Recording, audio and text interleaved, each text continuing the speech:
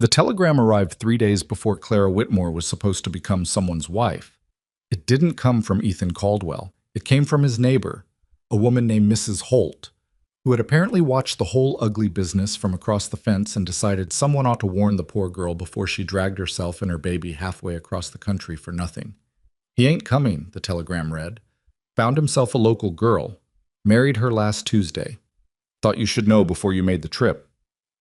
Clara read it twice. Then she put it face down on the kitchen table, picked up her daughter Lily from the wicker basket on the floor, and stood at the window for a long time without saying anything. She had already sold most of her furniture.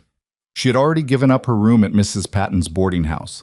She had already told everyone she was leaving. There is a particular kind of silence that follows the moment you realize you have nothing left to go back to. Clara Whitmore knew that silence the way she knew the weight of Lily against her shoulder, completely, in her bones, without any possibility of pretending otherwise. She was 24 years old. She had a 6-month-old daughter whose father had disappeared before Lily drew her first breath. She had $17, a leather suitcase that had belonged to her mother, and a one-way train ticket to Billings, Montana, purchased with money she could not get back. Ethan Caldwell had been, in retrospect, too good on paper. His letters were careful and considered, full of descriptions of Silver Creek and the valley and the way the light hit the mountains in the early morning. He had never once mentioned love.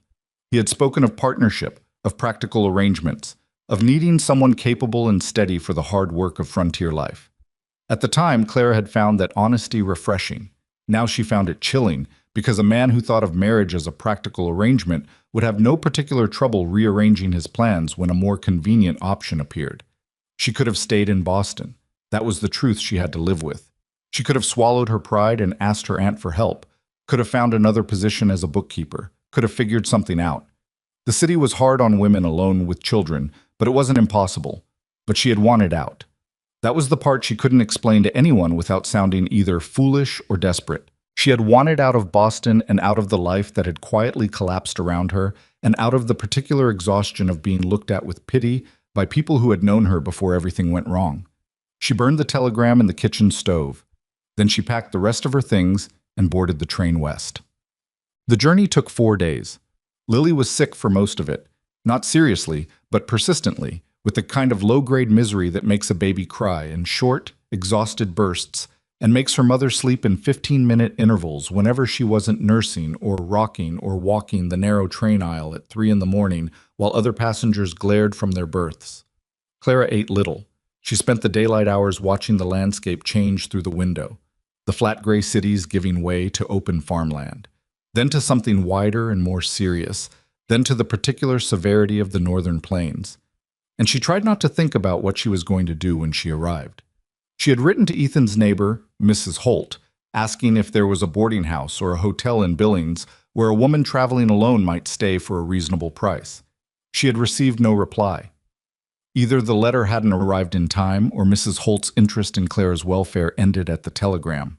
By the time the train pulled into Billings through a curtain of driving rain, Clara had exhausted her supply of patience and was operating purely on something that wasn't quite courage, more like the absence of any remaining alternative. The platform was nearly empty. 2 men in heavy coats moved through the rain toward the station doors. A station hand pushed a luggage cart without looking at anything. The few other passengers who had disembarked hurried past her into the dry warmth inside. Clara stood under the narrow overhang of the platform roof and held Lily against her chest and looked out at the town and let herself understand very plainly that no one was coming for her. She had half expected it. She had been preparing herself for it since she burned the telegram. But knowing something intellectually and feeling it in your body while rain soaks through your wedding dress, she had put on the dress in a stubborn, stupid act of defiance. 3 stops back, thinking she would arrive looking like she had a right to be there, are 2 entirely different experiences, and Clara was not too proud to admit, at least to herself, that she stood on that platform for several minutes and simply shook. Lily whimpered against her collarbone. Clara pressed her lips to the top of her daughter's head. "I know," she said quietly. "I know. Give me a minute." The station agent was a stout man named Garvey, with a permanent squint and the demeanor of someone who had long ago decided that other people's problems were not his responsibility. Clara came inside dripping and stood at his window. She asked him if there was a hotel nearby that was decent and not too expensive. He told her the Hargrove Hotel was 2 blocks east and cost 60 cents a night. And then he looked at Lily and looked at Clara's ruined dress and looked back at his ledger as if he had already forgotten she existed. "Is there any other woman traveling through tonight?" Clara asked. "Or anyone waiting for a passenger from Boston?" "Nobody waiting," Garvey said without looking up. "Had a fellow come in this morning asking if a woman with a baby had arrived yet. Told him no. He left, didn't come back." Clara's fingers tightened on the edge of the counter. "What did he look like?" Garvey shrugged. Tall, brown coat, had the look of somebody who didn't want to be there. She almost asked more. Then she decided she didn't want the answer. If Ethan Caldwell had come to the station, if he had come once and found her not yet arrived and decided that was sufficient, then she was done thinking about Ethan Caldwell. Whatever small, painful part of her had still been hoping he would appear and explain himself, she put that part away now like a letter she wasn't going to answer. She thanked Garvey and went back out into the rain. Well, the Hargrove Hotel was full. The woman at the desk, narrow-faced, with hair pinned so tightly it seemed to be pulling her expression into something permanent and unwelcoming, informed Clara that every room was taken by a party of land surveyors who had come through 2 days ago and showed no signs of leaving. "Do you know anywhere else?" Clara asked. "There's the Miller place, but she only takes women she knows." "I don't know anyone here." "That's what I figured," the woman said, and her tone wasn't cruel exactly, just the particular flatness of someone who had stopped being surprised by anything. Clara stood in the doorway of the hotel with rain blowing in behind her, and Lily starting to cry in earnest now, not the tired whimpering of before, but the genuine outraged cry of a baby who was cold and wet and had reached the end of her tolerance. Clara rocked her automatically, the motion so ingrained by now it happened without thought. She tried to calculate. She had $17. The train ticket had taken almost everything else. She could not afford to waste money on bad decisions, which meant she needed to be smart. And being smart when you were soaked through and your baby was screaming and you hadn't slept properly in 4 days required a particular kind of effort. The woman at the desk was watching her with an expression that had shifted slightly from flatness toward something almost sympathetic. "There's a covered area around back," she offered. "Out of the rain. Some women have waited there." "Waited for what?" The woman paused. "For someone to come along." Clara looked at her. "I've been waiting for someone to come along," she said. "It doesn't seem to be working." She went back outside. She found the overhang around the back of the hotel, a wide wooden roof over what had probably been a loading area, and stood under it and tried to think. The rain was steadying now, no longer the violent downpour it had been, but a cold, settled, determined kind of rain that suggested it intended to continue for a while. Lily had quieted to a low, miserable fussing. Clara held her inside her coat, sharing warmth, and went through her options one more time. She could go back to the station. Garvey had shown no particular interest in helping her, but the station itself was dry, and she could wait there until morning and figure out next steps in daylight. That felt like the most reasonable choice.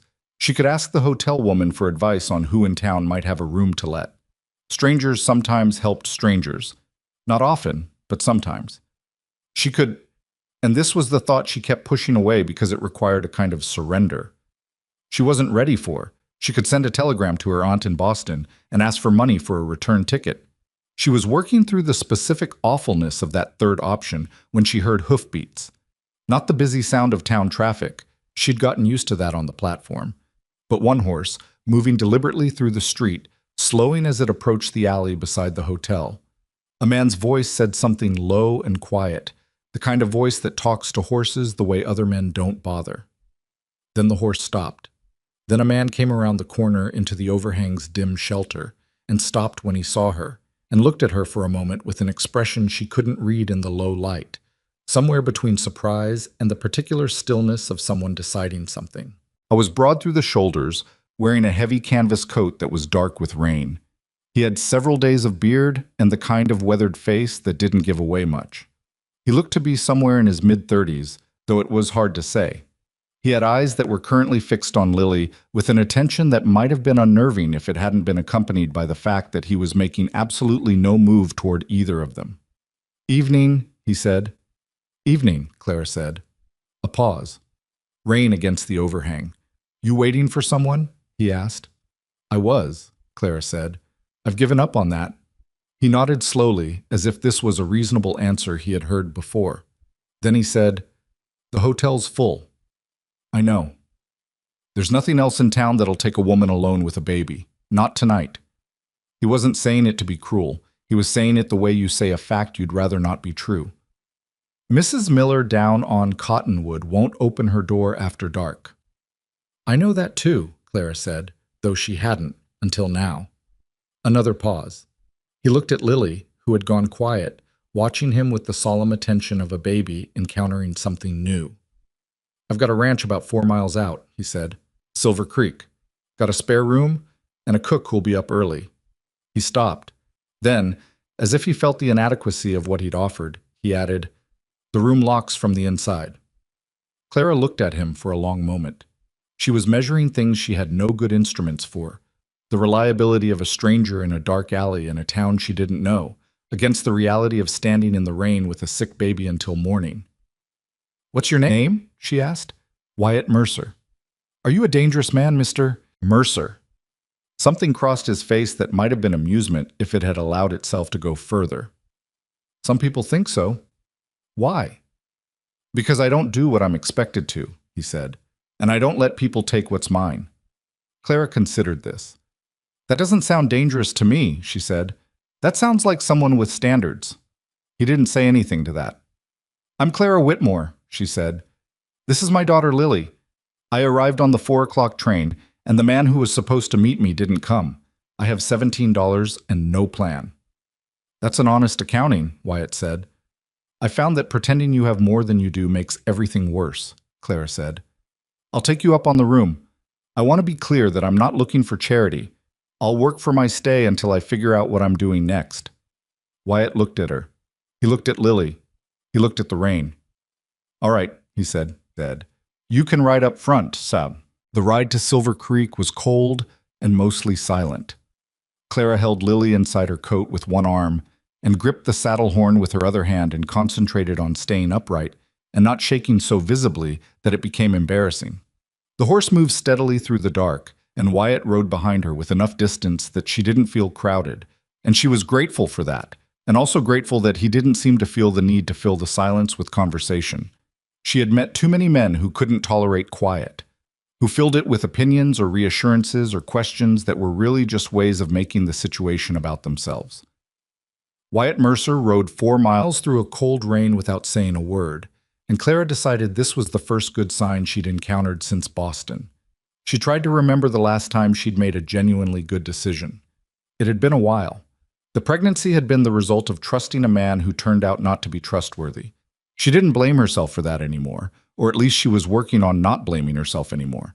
And then she had spent the following months making a series of small, desperate choices that seemed reasonable in the moment and looked questionable in retrospect. The letters to Ethan had begun as one of those choices. A mail-order arrangement, her aunt had said, in a tone that managed to convey disgust and pity simultaneously. "That's what you've been reduced to." Clara had not told her aunt about the telegram. She had not told anyone. She had gotten on the train because she had nothing to go back to, and because the alternative, accepting that she had made 2 large mistakes in 1 year, was more than she could absorb at once. She thought about this as the horse moved through the dark. She thought about how she had arrived in Montana in a wedding dress she'd made herself, which she'd thought was either brave or idiotic, and was now fairly certain was idiotic. She thought about Lily, who had fallen asleep against her chest with the total confidence of someone who had decided the situation was under control. She thought about the room that locked from the inside. Small mercies, she told herself. You count small mercies. Silver Creek Ranch came into view as a collection of yellow light against the dark. Windows lit in the main house, a lamp over the barn door, the general impression of a place that was being actively maintained by someone who took it seriously. It was larger than she'd expected. She wasn't sure what she'd expected. Something small and barely functional, maybe. The frontier property of her imagination rather than the actual working ranch in front of her. The house was 2 stories, solidly built, with a porch that wrapped around the front and a second structure behind it that was probably a bunkhouse. There were fenced fields on either side of the approach road that suggested organization and planning. Whoever Wyatt Mercer was, he was not a man barely scraping by. She filed that away as something worth understanding later. He helped her down from the horse, kept it brief, practical, one hand at her elbow for exactly as long as necessary, and led her up to the front porch. Before he could open the door, it swung inward, and a woman appeared in the light. She was perhaps 50, with iron gray hair and the compact, efficient bearing of someone who runs a kitchen and considers it the most important room in any building. She looked at Clara. She looked at Lily. She looked at Wyatt. "Found her at the hotel," Wyatt said.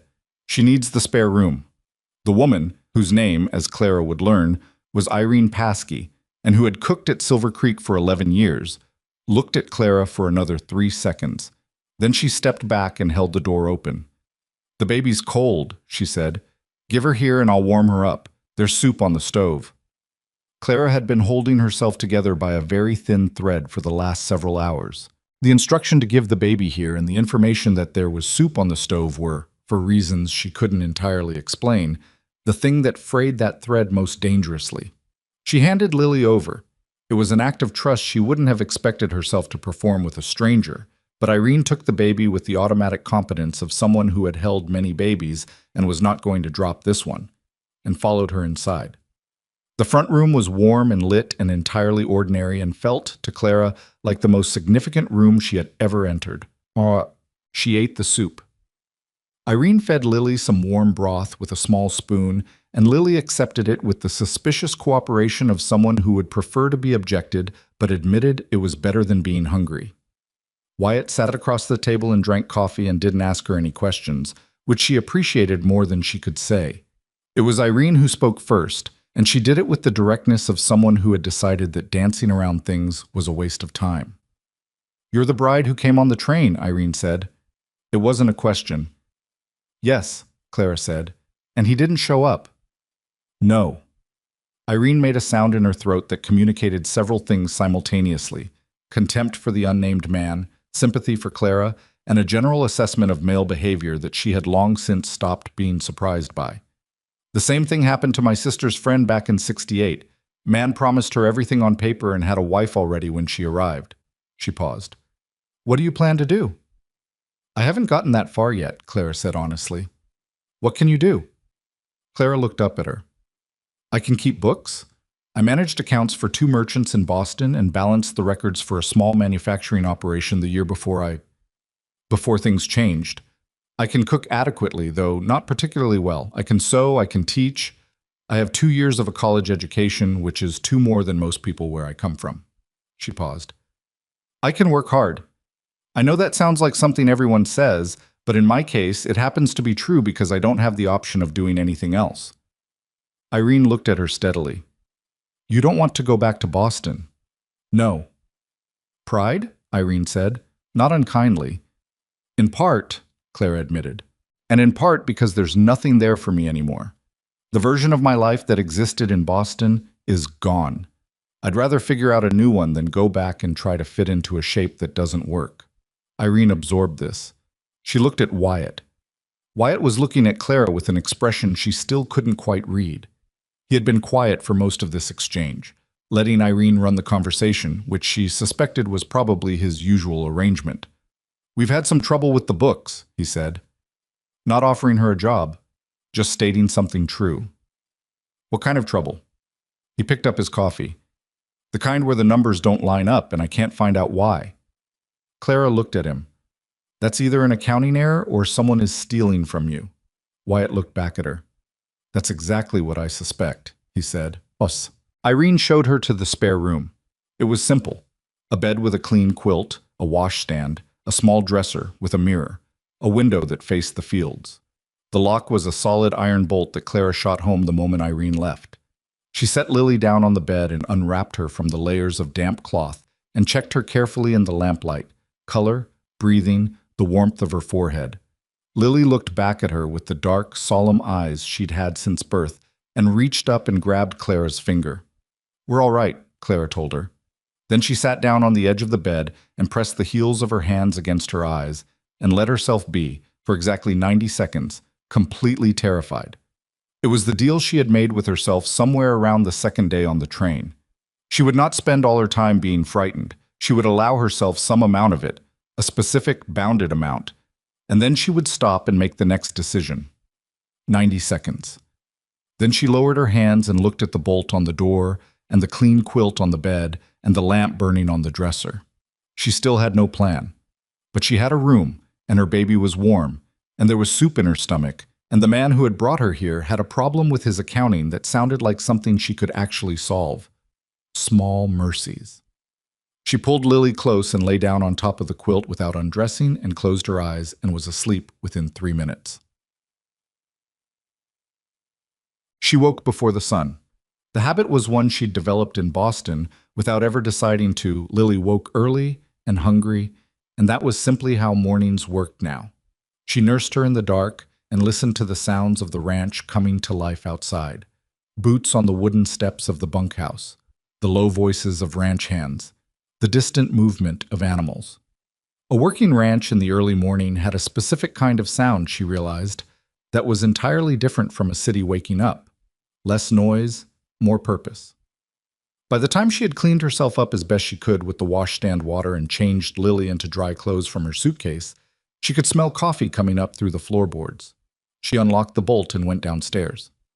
Irene was at the stove, and 3 ranch hands were at the table eating breakfast, and they all stopped and looked at her when she came in. She had changed out of the ruined wedding dress. She'd scrubbed it last night with cold water and draped it over the dresser without much hope, and was wearing a plain brown wool dress that was warm and decent and entirely unpretentious. The ranch hand's expressions ranged from curious to skeptical. One of them, a young man with red hair and the look of someone who had formed an opinion before she even opened her mouth, looked at Lily and then at Clara's left hand and noted the absence of a wedding ring with the obviousness of someone who wanted her to know he'd noticed. Clara looked back at him without expression. "Good morning," she said. To the room in general. Irene handed her a cup of coffee. "This is Pete, Harlow, and Dunk," she said, indicating the 3 men in order. "They work the cattle and the fence lines." To the men she said, "This is Mrs. Whitmore. She'll be staying on for a bit." "Miss," Clara corrected, because she'd decided the previous night to stop pretending. The pretense served no one. The red-haired one, Pete, made a sound that wasn't quite a word. "You got something to say, Pete?" Irene said without turning from the stove. Pete did not, apparently, have something to say. Wyatt came in through the back door at that moment, coat damp, having already been out in the fields for what looked like hours. He took the coffee Irene handed him and stood at the counter and looked at the table. "Clara," he said, "after breakfast, if you want to look at the books, they're in the office." The 3 ranch hands all looked at Wyatt, then at Clara, then back at Wyatt. "She said she can manage accounts," Wyatt said to their collective unspoken objection. "We haven't been able to figure out where the money's been going for 3 months. Figure it's worth trying something different." Pete opened his mouth. "Don't," Irene said. Pete closed his mouth. Clara drank her coffee and looked out the kitchen window at the ranch coming fully into the gray morning light, and thought that she had arrived in Montana with nothing but a ruined dress and a baby and $17 and a complete absence of any good options. She was beginning to suspect this might turn out to be more complicated than she had expected. Whether that was better or worse than the alternative, she had not yet decided. The office was a small room off the main hallway, more crowded with paper than furniture. There was a desk, 2 chairs, a filing cabinet with 1 drawer that wouldn't close properly, and approximately 3 months of ledgers stacked in a pile that communicated more clearly than words that someone had been avoiding this room. Wyatt stood in the doorway while Clara stood at the desk and looked at it all. "The last man who did the books was a fellow named Garrett," Wyatt said. "Left in the spring. Said he had family business in Oregon." "Did he?" Clara asked. Wyatt was quiet for a moment. "I don't know," he said. "At the time I believed him." Clara picked up the top ledger, flipped through several pages. The entries were neat and consistent in Garrett's careful hand, too consistent, in the way that numbers sometimes were when someone was working hard to make them look right, rather than actually getting them right. "Has anything run short?" she asked. "Supplies, feed, anything where you paid for something and felt like you got less than you ordered?" Wyatt's jaw moved. "Twice this spring with the feed order. Thompson at the mill said there was a shortage, that the order was smaller than I remembered. Did you have Garrett's record of what you'd ordered? Garrett said he hadn't written it down yet. Clara looked at the ledger. Then she looked at Wyatt. When did Garrett leave for Oregon? Wyatt stood very still. About a week after the second feed order. Clara put the ledger down and pulled the second one from the pile. Give me 2 days with these, she said. Don't tell anyone what I'm looking for. Why not? Because if there's someone on this ranch who's been feeding information out, I'd rather they not know I'm looking until I know what I've found. Wyatt looked at her with that same unreadable expression he'd had on the hotel overhang the night before. She was starting to understand that it wasn't blankness. It was the face of someone who was thinking carefully about what he was seeing and hadn't yet reached a conclusion. All right, he said. He pulled the door mostly closed behind him as he left. Clara sat down at the desk and opened the first ledger to the beginning and began to read. Outside, the rain had stopped. The morning light was coming in cold and clear through the single window, and somewhere in the barn one of the horses was kicking at its stall in a regular, irritated rhythm, and Clara Whitmore, who had arrived in Montana with nothing and no plan, began the very careful work of finding out where the money had gone. She was not yet certain she was going to find anything useful.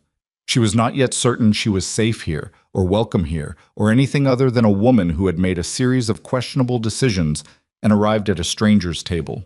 But her hands were steady, her mind was clear. She had faced worse than a pile of dishonest ledgers. And somewhere in the house, Lily was sleeping in the care of a woman named Irene, who had taken her with the automatic competence of someone who knew exactly what she was doing. And that, Clara decided, was enough to start with. She found the first discrepancy on the afternoon of the second day. It was not dramatic. The numbers didn't announce themselves or leap off the page. It was a single feed entry from February, written in Garrett's careful hand, that listed a payment of $42 to a supplier called Hartwell & Sons. The amount matched the receipt clipped to the page. The date matched. Everything matched. Except that in the supply log she'd found in the bottom drawer, a separate book, handwritten by Wyatt himself, the kind of rough daily record a man keeps out of habit rather than accounting discipline. The same delivery was listed as $31. $11. She sat back in the chair and looked at the two numbers for a long time. $11 was not a fortune. On its own, it meant almost nothing. But she had been doing this long enough to know that a man who inflates one entry by $11 doesn't stop at one entry. She turned back to January. She turned back to December. She pulled out the third ledger, which covered the previous spring, and started from the beginning. It took her until nearly midnight. With Lily sleeping in a crate Irene had padded with a folded quilt and set in the corner of the office, before she had the full picture. Over 14 months, Garrett had siphoned just under $400 from Silver Creek Ranch through a series of small, patient adjustments. Supply inflations, false service charges, 2 complete fabrications for work that had never been done. Each individual entry was small enough to seem like a rounding error. Together they were methodical, deliberate. The work of someone who had understood exactly how much attention Wyatt paid to his books, which was apparently not enough, and had made use of that gap. She sat with the total for a moment. Then she got up, went into the hallway, and knocked on the door to the room Wyatt used as a sitting room in the evenings. He answered immediately, which meant he hadn't been sleeping.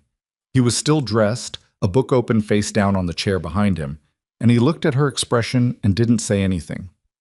"You want to come look at something?" she said. He came. She laid it out for him at the desk, the supply log against the ledger entries, the discrepancies circled in pencil, the running total she'd worked out at the bottom of a separate sheet in her own handwriting. She walked him through it methodically, not quickly, because she wanted him to see each piece rather than just the conclusion. Wyatt stood at her shoulder and read. His face did not change much, but his breathing did. In the way breathing changes when something confirms what you already suspected, and the confirmation is worse than you'd let yourself fully imagine. When she finished, he was quiet for a moment. "Garrett," he said. "Yes." "I knew something was right," he said. "I didn't know how to find it." "It was designed not to be found," Clara said. He was careful.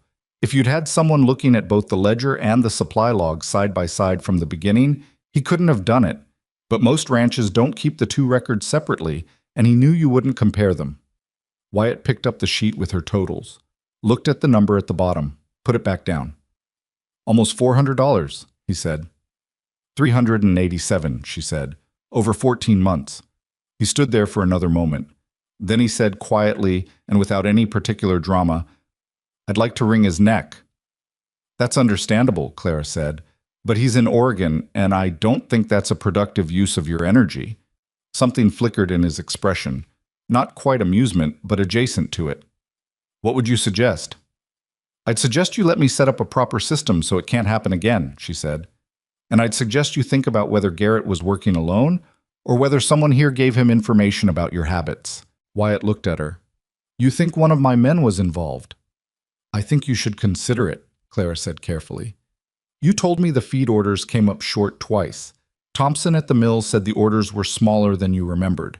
If Garrett told someone at the mill what to say, Thompson was part of it. But it's also possible someone here told Garrett what he could get away with, how often you checked the books, how much you trusted the supplier receipts. The room was very quiet. Outside, a wind had come up and was moving through the trees along the creek. Pete, Wyatt said finally. Not a question. Clara didn't answer that. She didn't know enough yet. I think you should be careful, she said, and I think you should keep this between the two of us until you're ready to act on it. He nodded slowly. How long have you been thinking about this? Since this morning, she admitted. I wasn't sure until I had the total. I didn't want to say anything until I was sure. He looked at her for a moment, that same measuring look she'd gotten from him the first night, on the overhang with the rain coming down, except that this time she recognized what was behind it. He was a man who had been burned by trusting the wrong person, and he was deciding very carefully whether to trust someone new. She understood that. She was doing the same thing. Thank you, he said. It came out simple and genuine, without the awkward weight some men put on gratitude when it surprised them. I'll set up the new system tomorrow, she said. You'll be able to check it yourself without needing an accountant. It'll take about 3 days to get it running. What do you want for it? He asked. Not suspiciously, practically. Clara looked at the desk, at the neat stack of ledgers she'd worked through, at the penciled totals in her own handwriting. Room and board for now, she said, for me and Lily. And I want to be useful here, actually useful, not decorative. If that arrangement stops working for either of us, we'll say so plainly and figure out something else. Wyatt was quiet for a moment. That's a reasonable offer, he said. I know, Clara said. She thought she heard something that might have been a sound of amusement from him as he left, but she wasn't certain, and she didn't turn around to check. The new accounting system took 4 days, not 3, because on the second day she discovered that the filing cabinet's broken drawer contained a second set of receipts that Garrett had apparently forgotten about, or had intended to destroy and hadn't gotten around to, which required her to revise her total upward by another $60 and then go through the entire exercise again. During those 4 days, she also learned several things about Silver Creek Ranch that had nothing to do with accounting. She learned that Irene Paskey had been widowed 12 years ago when her husband was killed in a cattle accident on a ranch 3 counties over, and that she had worked for Wyatt since the following spring, and that her loyalty to him was of the particular iron core variety that had been earned rather than offered. She didn't talk about it directly. Irene did very little directly, but it came through in the way she ran the kitchen, the way she knew where everything was and what everyone needed before they asked for it, the way she would occasionally and without explanation put an extra biscuit on Wyatt's plate. She learned that Pete, the red-haired ranch hand who had been loudly skeptical of her from the first morning, was 23 years old and had been at Silver Creek for 2 years and had applied, unsuccessfully, for the position of foreman 3 months ago. This information came from Harlow, the quietest of the 3 hands, who offered it without being asked one afternoon while she was reviewing records at the kitchen table, and he was repairing a piece of harness near the back door. He thought he'd get promoted when the old foreman left, Harlow said, without looking up from the harness. Wyatt brought in someone from outside instead, fellow named Cole. Pete didn't take to it well. Is Cole good at his job? Clara asked. Good enough, Harlow said. Better than Pete would have been, I'd say, but that's not something Pete wants to hear.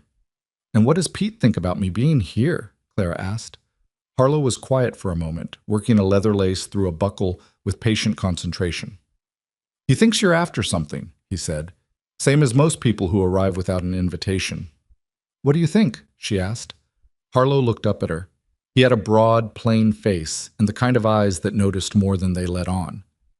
"I think you found $380 some that nobody else found," he said, "and I think that's worth something." She also learned, during those 4 days, that the trouble with Colton Voss was older and more serious than she'd initially understood. She heard the name first from Irene, mentioned in passing when a rider came to the gate on the third morning with a message that made Wyatt's face go very still before he folded it and put it in his shirt pocket, and didn't mention it at breakfast. Irene said the name quietly to herself in the kitchen, the way you say a name you've said too many times and have grown tired of. "Who is Voss?" Clara asked. Irene glanced at the door, though no one was near it. "Big rancher east of here," she said. "Has about 3 times Wyatt's land. Been after Silver Creek's water rights for 2 years." "What's the argument?" "There's a creek," Irene said. "Goes through both properties. Wyatt's family put in the original water claim 30 years ago. His father's claim, legal and registered. Voss wants it. Says the paperwork is invalid. Says the original registration was improper." "Is it?" Irene made that sound again, the one that communicated a great deal in a small space. "Voss has a lawyer in Billings who says it is. Wyatt has a lawyer in Billings who says it isn't. What Voss actually has is money and patience and the belief that he can outlast anyone." "Has he tried anything beyond legal pressure?" Irene was quiet for a beat too long. "The fence on the north pasture came down last spring," she said. "In 3 places, all in the same week. Cattle wandered. 2 got lost entirely." She turned back to the stove. "Could have been weather. Wyatt filed a report with the county. Nothing came of it." Clara absorbed this. "And the message this morning?" "Voss's rider," Irene said. "Comes every few weeks. Always something polite on the outside. Always something unpleasant on the inside." Clara thought about the ledgers in the office, about Garrett's careful, patient theft, about the money that had gone missing from a ranch that was already under pressure from a neighbor with more resources and fewer scruples. She thought about timing. She thought about whether someone with an interest in weakening Silver Creek might have had a reason to keep its books in disorder. She went back to the office and sat down and stared at the numbers for a long time, turning something over in her mind that wasn't ready to be a conclusion yet. On the evening of the 4th day, she presented Wyatt with the completed system. It was not complicated. She had learned that complicated systems were rarely used correctly, and simple ones that people actually understood were worth 10 times as much. She had set up 3 parallel records: a daily transaction log that anyone could fill in, a weekly summary that she would compile, and a monthly verification against supplier receipts that Wyatt could check himself without needing to understand the full accounting behind it. She walked him through it at the desk, while Lily sat on the floor nearby, which she had discovered in the past few days was where Lily preferred to be. On a surface with things to look at and grab, preferably within sight of other people but not being actively handled.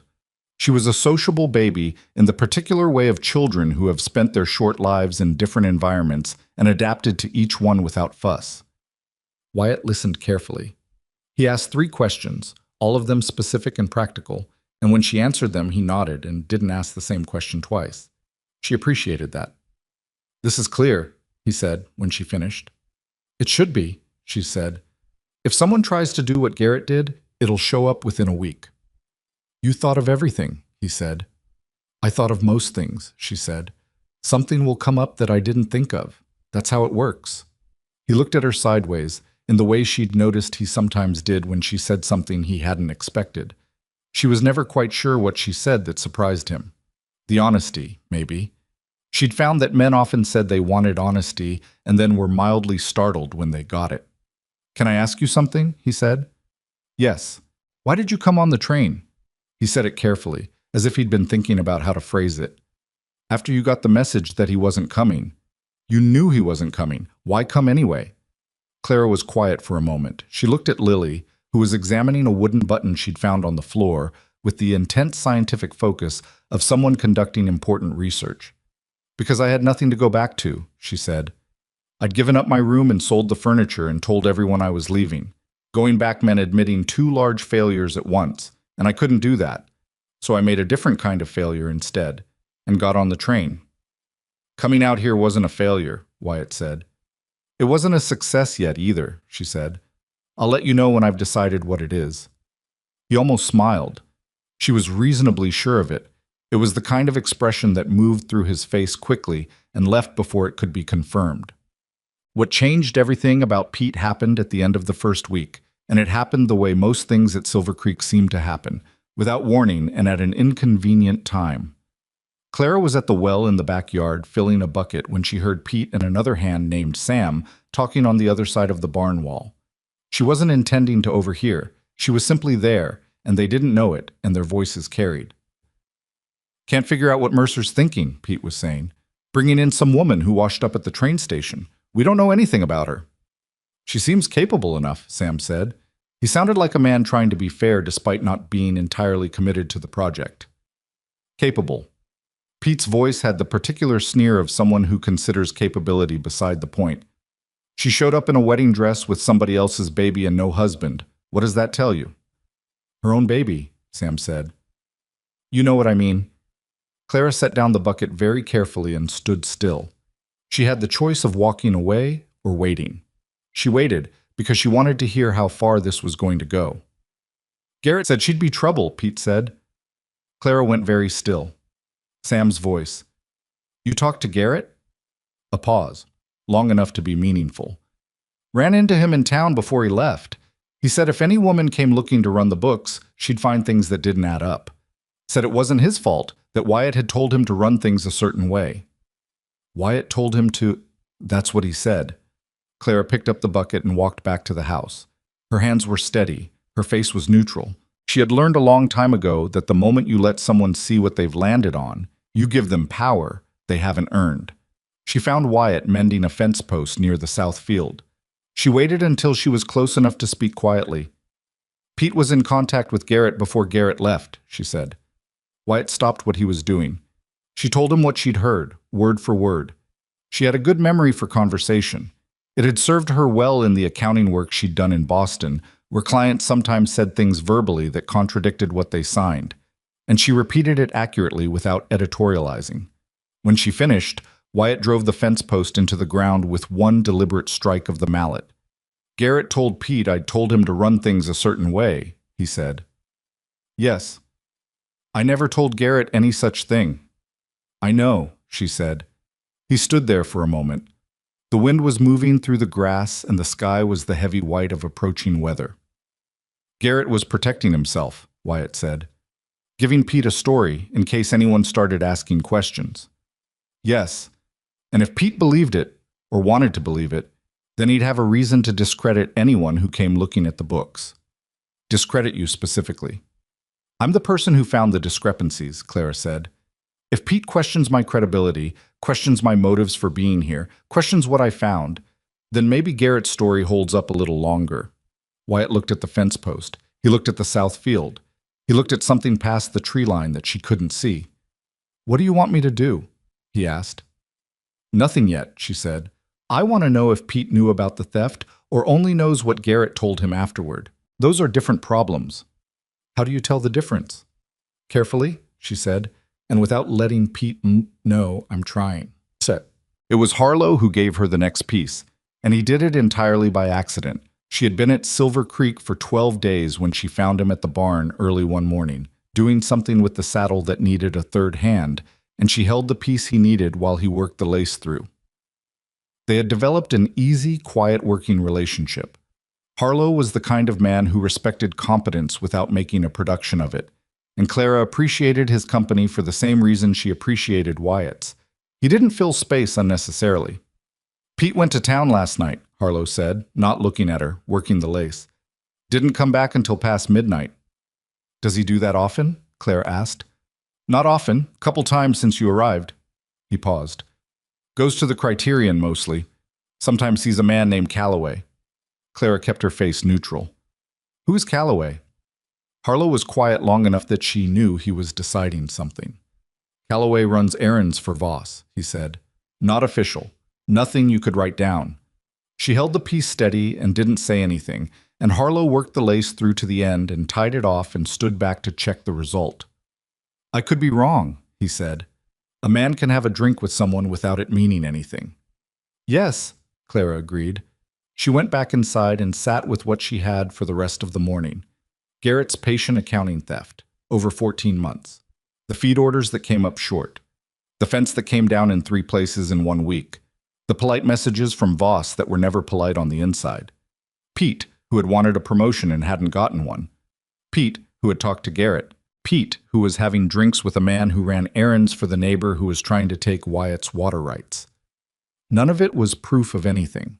All of it was the shape of something she'd seen before in business, in Boston, in the small, specific world of merchants and suppliers, and men who thought that taking what they wanted slowly enough would look like something else. She needed to think, and she needed more time, which she might not have. The writer came from Voss's ranch on a Tuesday morning, and this time he didn't leave a message at the gate. He rode all the way to the house and asked for Wyatt by name and delivered a letter that made Wyatt's jaw set in a way Clara hadn't seen before. He didn't tell her what was in the letter. She didn't ask. But she watched his face across the dinner table that night, the controlled stillness of a man managing something. And after Irene had gone to bed and the hands were in the bunkhouse, she went to the sitting room where he was staring at nothing with a glass of whiskey he hadn't touched. "Is it the water rights?" she asked. He looked up. Some of the control went out of his expression just briefly, the way it did when he forgot to maintain it. "He's filed a new challenge," he said, "in Billings. Claims he has documentation showing the original registration was transferred improperly when my father died." "Does such documentation exist?" "Not that I know of," Wyatt said. "My father's estate was handled by a lawyer in Helena. Everything was filed correctly." "Where are those filings?" Clara asked. "In a box in the study." "Have you looked at them recently?" He was quiet, which meant no. "Can I?" she asked. He looked at her for a moment. "You've already been doing more than I asked," he said. "You didn't ask me to find Garrett's theft either," she said. "I found it because it was there and I was looking." He set down the untouched glass and stood up. "I'll get the box," he said. The box turned out to be 2 boxes, both dusty, both containing the accumulated legal and financial documents of a ranch that had changed hands once and weathered several decades of frontier record-keeping. Wyatt brought them to the dining table and they sat across from each other and went through them, Wyatt knowing the history and Clara knowing what she was looking for, which was a useful division of knowledge. It took until past midnight. What they found was this. The original water rights registration was properly filed. Wyatt's father's estate transfer was properly documented. The chain of ownership was clean and complete and held together the way things hold together when someone did them right the first time. What they also found, tucked at the bottom of the second box beneath a stack of old supply contracts, was a document Clara almost missed because it was folded inside another document and used the same formal legal language as everything around it. It was a transfer agreement, dated 4 years ago, transferring a 1/3 interest in Silver Creek's water rights to a holding company called Cascade Land Associates. Wyatt's signature was at the bottom. Wyatt looked at it for a long time. "I didn't sign this," he said. His voice was very flat. Clara looked at the signature. Then she took out of the box an older document she'd set aside, a property agreement from 8 years prior, with Wyatt's actual signature on it. She set the 2 documents side by side. The signatures were similar. They were not the same. "Someone forged this," she said. Wyatt's hand on the table was completely still, but the stillness had changed quality. "Cascade Land Associates," he said. "I've never heard of them." "I have," Clara said. He looked at her. "In the ledger," she said. "Third entry, January. Service payment to Cascade Land Associates, $48 consultancy fees." She paused. "It was one of Garrett's fabrications. One of the ones I couldn't trace to any actual supplier." The room was very quiet. "Garrett set up the company," Wyatt said. Not a question. He was working it through aloud. "Or someone used Garrett to create the paper trail," Clara said. "A fabricated service payment establishes that the company exists and has a working relationship with Silver Creek. If you ever look too closely at this document," she touched the transfer agreement, "you'd find something in your own records that seemed to confirm you dealt with them." Wyatt stood up. He walked to the window and stood there with his back to her, and she gave him a moment because it was the right thing to do. She thought about what this meant. A forged transfer of water rights, buried in the bottom of an estate box where it might never be found. A fake company established through fabricated ledger entries. A ranch hand making regular visits to a man who worked for Voss. It was not a simple theft, it was a construction. Someone had been building this for a long time, piece by piece, patient as a man who understood that the best traps were the ones the target walked into gradually. He was going to use this in the Billings challenge, Clara said. He doesn't need to win in court. He just needs to create enough confusion about the ownership that you can't demonstrate clean title. Cloud the water rights. Make Silver Creek look like it's in a dispute with its own history. Wyatt turned around. His face had settled into something that was not anger exactly. Deeper than anger. The expression of a man who has understood the full scope of what's been done to him and is deciding what to do about it. What do I do? He asked. You don't ride over to Voss's ranch and do what I suspect you want to do, Clara said. Because that's what he's expecting, and it won't help you. What do I do instead? You let me make copies of everything, the real documents and this one. You take it to your lawyer in Helena, not Billings, because I don't know who in Billings might be connected to this. And you let me figure out where Cascade Land Associates is actually registered, because it was created somewhere and there will be a record. You can do that? I know how to look, she said. I may need to send some letters. It'll take time. Voss filed the challenge 3 weeks ago, Wyatt said. The hearing is in 6 weeks. Then I'll work quickly, Clara said. She said it with more confidence than she fully felt. She did know how to look. She had traced disputed accounts and followed paper trails through the Boston merchant records for men who thought they'd hidden things that couldn't be found.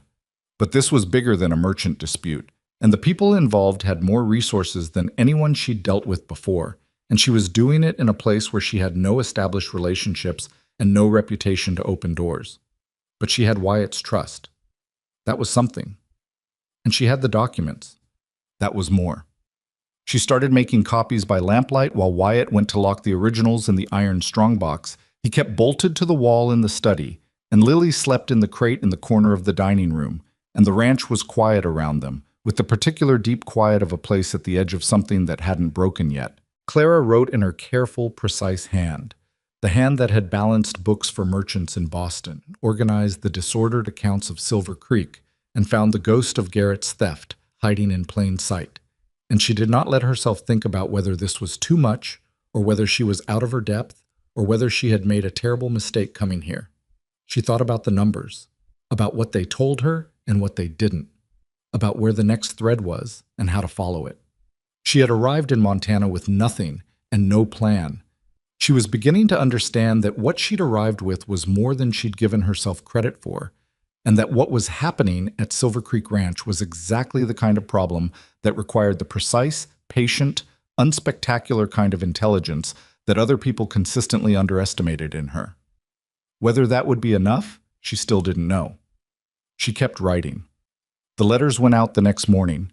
Clara wrote 4 of them before breakfast, sitting at the dining table with Lily propped against her hip and a cup of coffee going cold at her elbow. She wrote to the Territorial Records Office in Helena asking for any registered business under the name Cascade Land Associates. She wrote to the county clerk's office in Billings asking for the filing history on the water rights challenge, specifically who had submitted it and which attorney of record was listed. She wrote to a former colleague in Boston, a man named Aldrich who worked in commercial law and owed her a professional courtesy for work she'd done on a disputed account 3 years prior, asking what he knew about the mechanics of fraudulent land transfer documents and what made them detectable. And she wrote a 4th letter, the most careful of all, to the lawyer in Helena who had handled Wyatt's father's estate, asking for a certified copy of the original transfer documents and inquiring, in language that was polite and indirect, whether anyone else had requested access to those records in the past 2 years. She sealed them and gave them to Wyatt before he rode out, and he took them to town himself rather than sending Pete, which told her he had absorbed last night's information about Pete and Calloway without needing to discuss it further. She respected that. What she could not afford to respect was time. 6 weeks sounded like enough until you counted the days the mail would take each direction, the time a records office might sit on a request, the possibility that the Helena lawyer had retired or moved or simply would not respond quickly to an inquiry from a stranger. 6 weeks was not enough. It was what she had. She went back to the office and started mapping what she knew. She used a blank supply ledger. The back pages were empty and the paper was good. And she drew it out the way she used to draw out disputed accounts in Boston, a kind of physical diagram that let her see relationships she couldn't hold in her head simultaneously. Voss at the top, with lines going down to Garrett, to Cascade Land Associates, to the lawyer in Billings whose name was on the water rights challenge, a man called Hessing, whom she'd pulled from the court filing Wyatt had received. Lines from Garrett to Pete. A dotted line from Pete to Calloway. A dotted line from Calloway back up to Voss. She looked at it. Then she drew a line from Cascade Land Associates back to Silver Creek's own ledger, the fabricated service entry, the $48 that had bought the company its false existence in the ranch's paper history. What she had was a picture of how Voss had intended this to work. Not violence, not an open fight over the water, a paper siege, years of patient document manipulation designed to arrive at a single moment in a Billings courtroom where a judge would look at a forged transfer agreement and a fabricated paper trail and a ranch that had been quietly bled of money and credibility and would conclude that the water rights were genuinely in dispute, at which point Voss would offer to buy Silver Creek, probably for less than it was worth. And Wyatt, who was already under financial pressure that Garrett had helped create, would be looking at a legal battle he couldn't afford against a man with unlimited resources. She stared at the diagram. The thing that struck her was how long this had been running. Garrett had been at Silver Creek for at least 14 months before he left, and the fabricated entries began almost immediately, which meant Garrett had been placed there or recruited very early, which meant Voss had started building this, probably, 2 years ago, around the same time the legal pressure about the water rights had begun. She thought about the fence that had come down in the north pasture, the 2 lost cattle, the small accumulation of inconveniences that were individually explainable and collectively were the slow draining of a man's resources and patience. She thought about how long you had to hate someone, or want what they had, to plan this carefully for this many years. Then she picked up her pen and started writing a summary of what she knew and what she still needed, because thinking about Voss's patience was not useful, and finding his mistakes was. Pete confronted her 4 days later. She had been expecting something. She'd been watching him watching her since the conversation at the barn wall, and she'd seen the shift in him, the way a man's behavior changes when he's deciding what to do about a problem he didn't anticipate. He'd been less overtly hostile at meals. He'd been quieter in general. She'd learned to distrust quiet in men who had previously been loud. It happened in the late afternoon when she was walking back from the south field, where she'd gone to take measurements Wyatt had asked for in connection with a fencing repair. She was carrying a notebook, and Lily was back at the house with Irene. She was alone. Pete stepped out from the side of the barn. It wasn't dramatic. He didn't block her path. He just appeared there and said her name. "Miss Whitmore." She stopped. "Pete." He looked uncomfortable, which was interesting. She'd expected hostile. Uncomfortable meant he was doing something that cost him something, which meant he hadn't been entirely comfortable with it to begin with. "I've been thinking," he said. "About Garrett." She waited. "What he told me," Pete said. "About Wyatt telling him to run the books a certain way. I believed him at the time. He was convincing." He stopped, looked at the ground, looked back up. "But I've been thinking about the timing of it. He said it right before he left. And the way he said it, it was like he wanted me to... like he needed me to have a reason not to ask questions if anyone started asking." Clara looked at him steadily. "Did you tell anyone what Garrett said?" Pete's jaw tightened. "I mentioned it to Calloway." "When?" "Week and a half ago, the first time I saw him after you arrived." She absorbed this. "What did Calloway say?" "He said it was useful to know." Pete's voice had an edge now. Not at her, she thought, but at himself. Or at Calloway. "Said he might need to pass it along." "To Voss," Clara said. Pete didn't answer, which was an answer. "Did you understand what Calloway was going to do with it?" she asked. She was keeping her voice level, the tone she used when she needed someone to keep talking rather than defending themselves. She'd used it in Boston with men who owed money and were trying to explain their way around it. "I thought..." Pete stopped. "I thought it was just talk. Calloway likes to collect information. I didn't think it would..." He stopped again. "Was Garrett stealing from Wyatt?" "Yes," Clara said. Pete was quiet for a long moment. The afternoon light was going orange and long across the field behind her, and somewhere a hawk was making its slow circles. She watched him work through it. Not the calculation of someone trying to figure out what to admit, but the genuine, slow realization of someone who had been used and was only now seeing the shape of it. Was I helping him? Pete asked. His voice was different now, younger, somehow. You told Calloway something Garrett had told you, Clara said. That's not the same as knowing what it was for. But if Calloway used it, then Calloway made that choice, she said. Not you. Pete looked at her like he was trying to decide whether she meant it or was just being strategic. She was being both, which was its own kind of honesty. What do I do? He asked. She thought about what she needed and what would actually help Wyatt. Stop seeing Calloway, she said. Don't explain why, just stop going, and if Calloway reaches out to you, tell me. That's all? That's enough, she said. For now. He nodded once. He looked like he wanted to say something else and couldn't find it. She didn't help him. She'd done enough. And walked past him toward the house. She wasn't sure she trusted him, but she trusted his discomfort, which was something she'd learned to use over the years. A man who felt genuinely ashamed of something was a man who didn't want to do more of it. The first letter back arrived 12 days after she'd sent them, which was faster than she'd expected and carried the slight shock of good news arriving before you'd steeled yourself against its absence. It was from the Territorial Records Office in Helena. Cascade Land Associates had been registered 18 months ago. The registered agent was a law firm, a different billings firm from the one handling the water rights challenge, which was careful, but the registration listed two principals. One name she didn't recognize. The other was a man named Leonard Garrett. She sat with that for a moment. Then she went to find Wyatt. He was in the barn. She handed him the letter without preamble. He read it again. Garrett's named on the company, he said. Which means Voss needed Garrett specifically, Clara said. Not just someone who could manipulate books. Someone who could be listed as a principal in the holding company that was going to own the transferred water rights. Someone who could sign documents as a company officer if necessary. And Garrett was willing to do that. Garrett was well compensated, Clara said.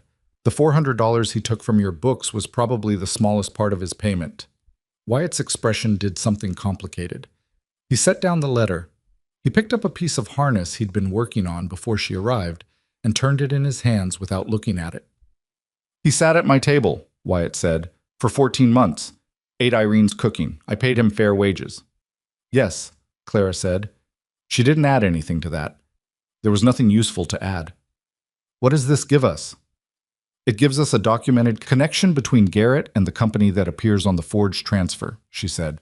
That's the thread. If we can show that Garrett was a Voss instrument, that he was placed here rather than hired honestly, then the forged document stops being an unfortunate mystery and becomes part of a deliberate scheme. How do we show that? We need to show how Garrett came to be hired, Clara said. Who recommended him? Whether the recommendation came from anyone connected to Voss. Wyatt was very still. Colton Voss recommended him, he said. Clara looked at him. 2 years ago, Wyatt said. I was looking for a bookkeeper. Voss mentioned at a county meeting that he knew a fellow who was good with numbers, looking for a position. I thought... He stopped. The expression on his face was one she hadn't seen on him before.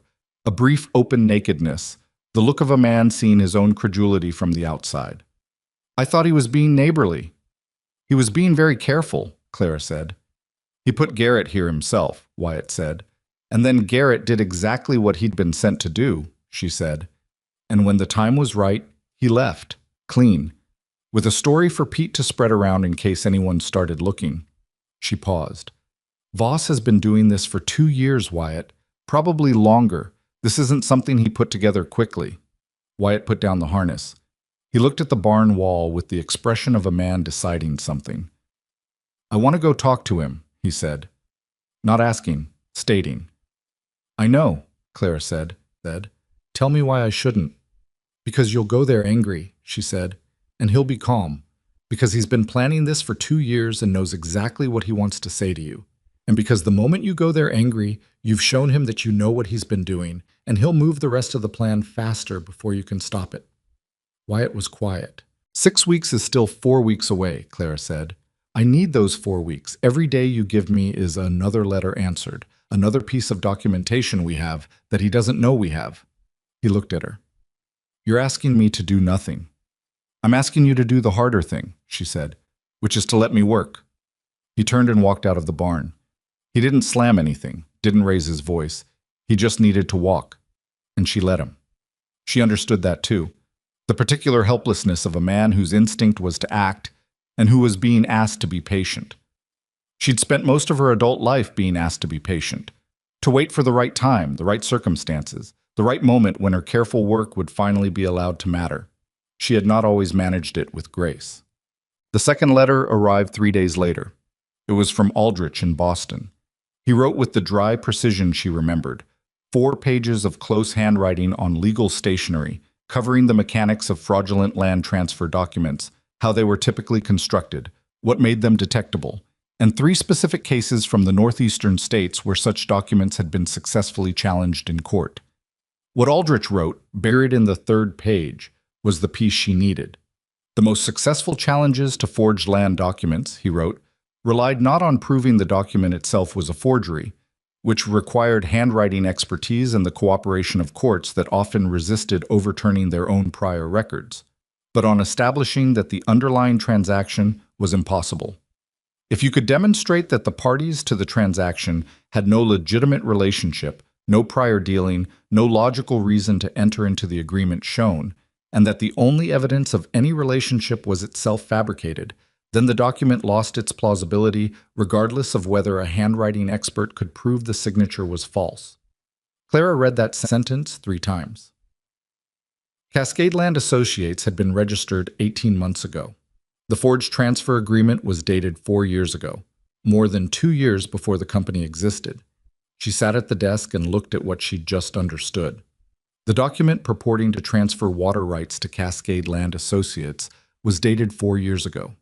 The company itself had not existed 4 years ago. It had been registered 18 months ago by Garrett, by order of whoever had constructed this plan. The transfer agreement was not just a forgery, it was an impossible document. It transferred rights to a company that could not have received them on the date shown because that company did not yet exist. She went to find Wyatt. He was in the south field. She walked the half-mile without stopping, her boots getting wet in the grass. When she reached him, she was breathing harder than she'd meant to and held out the letter. "Read the part I underlined," she said. He read it. He looked at her. She watched him find the same thing she'd found. "The company didn't exist 4 years ago," he said. "No, it was registered 18 months ago. The transfer agreement is dated 4 years ago." "Yes."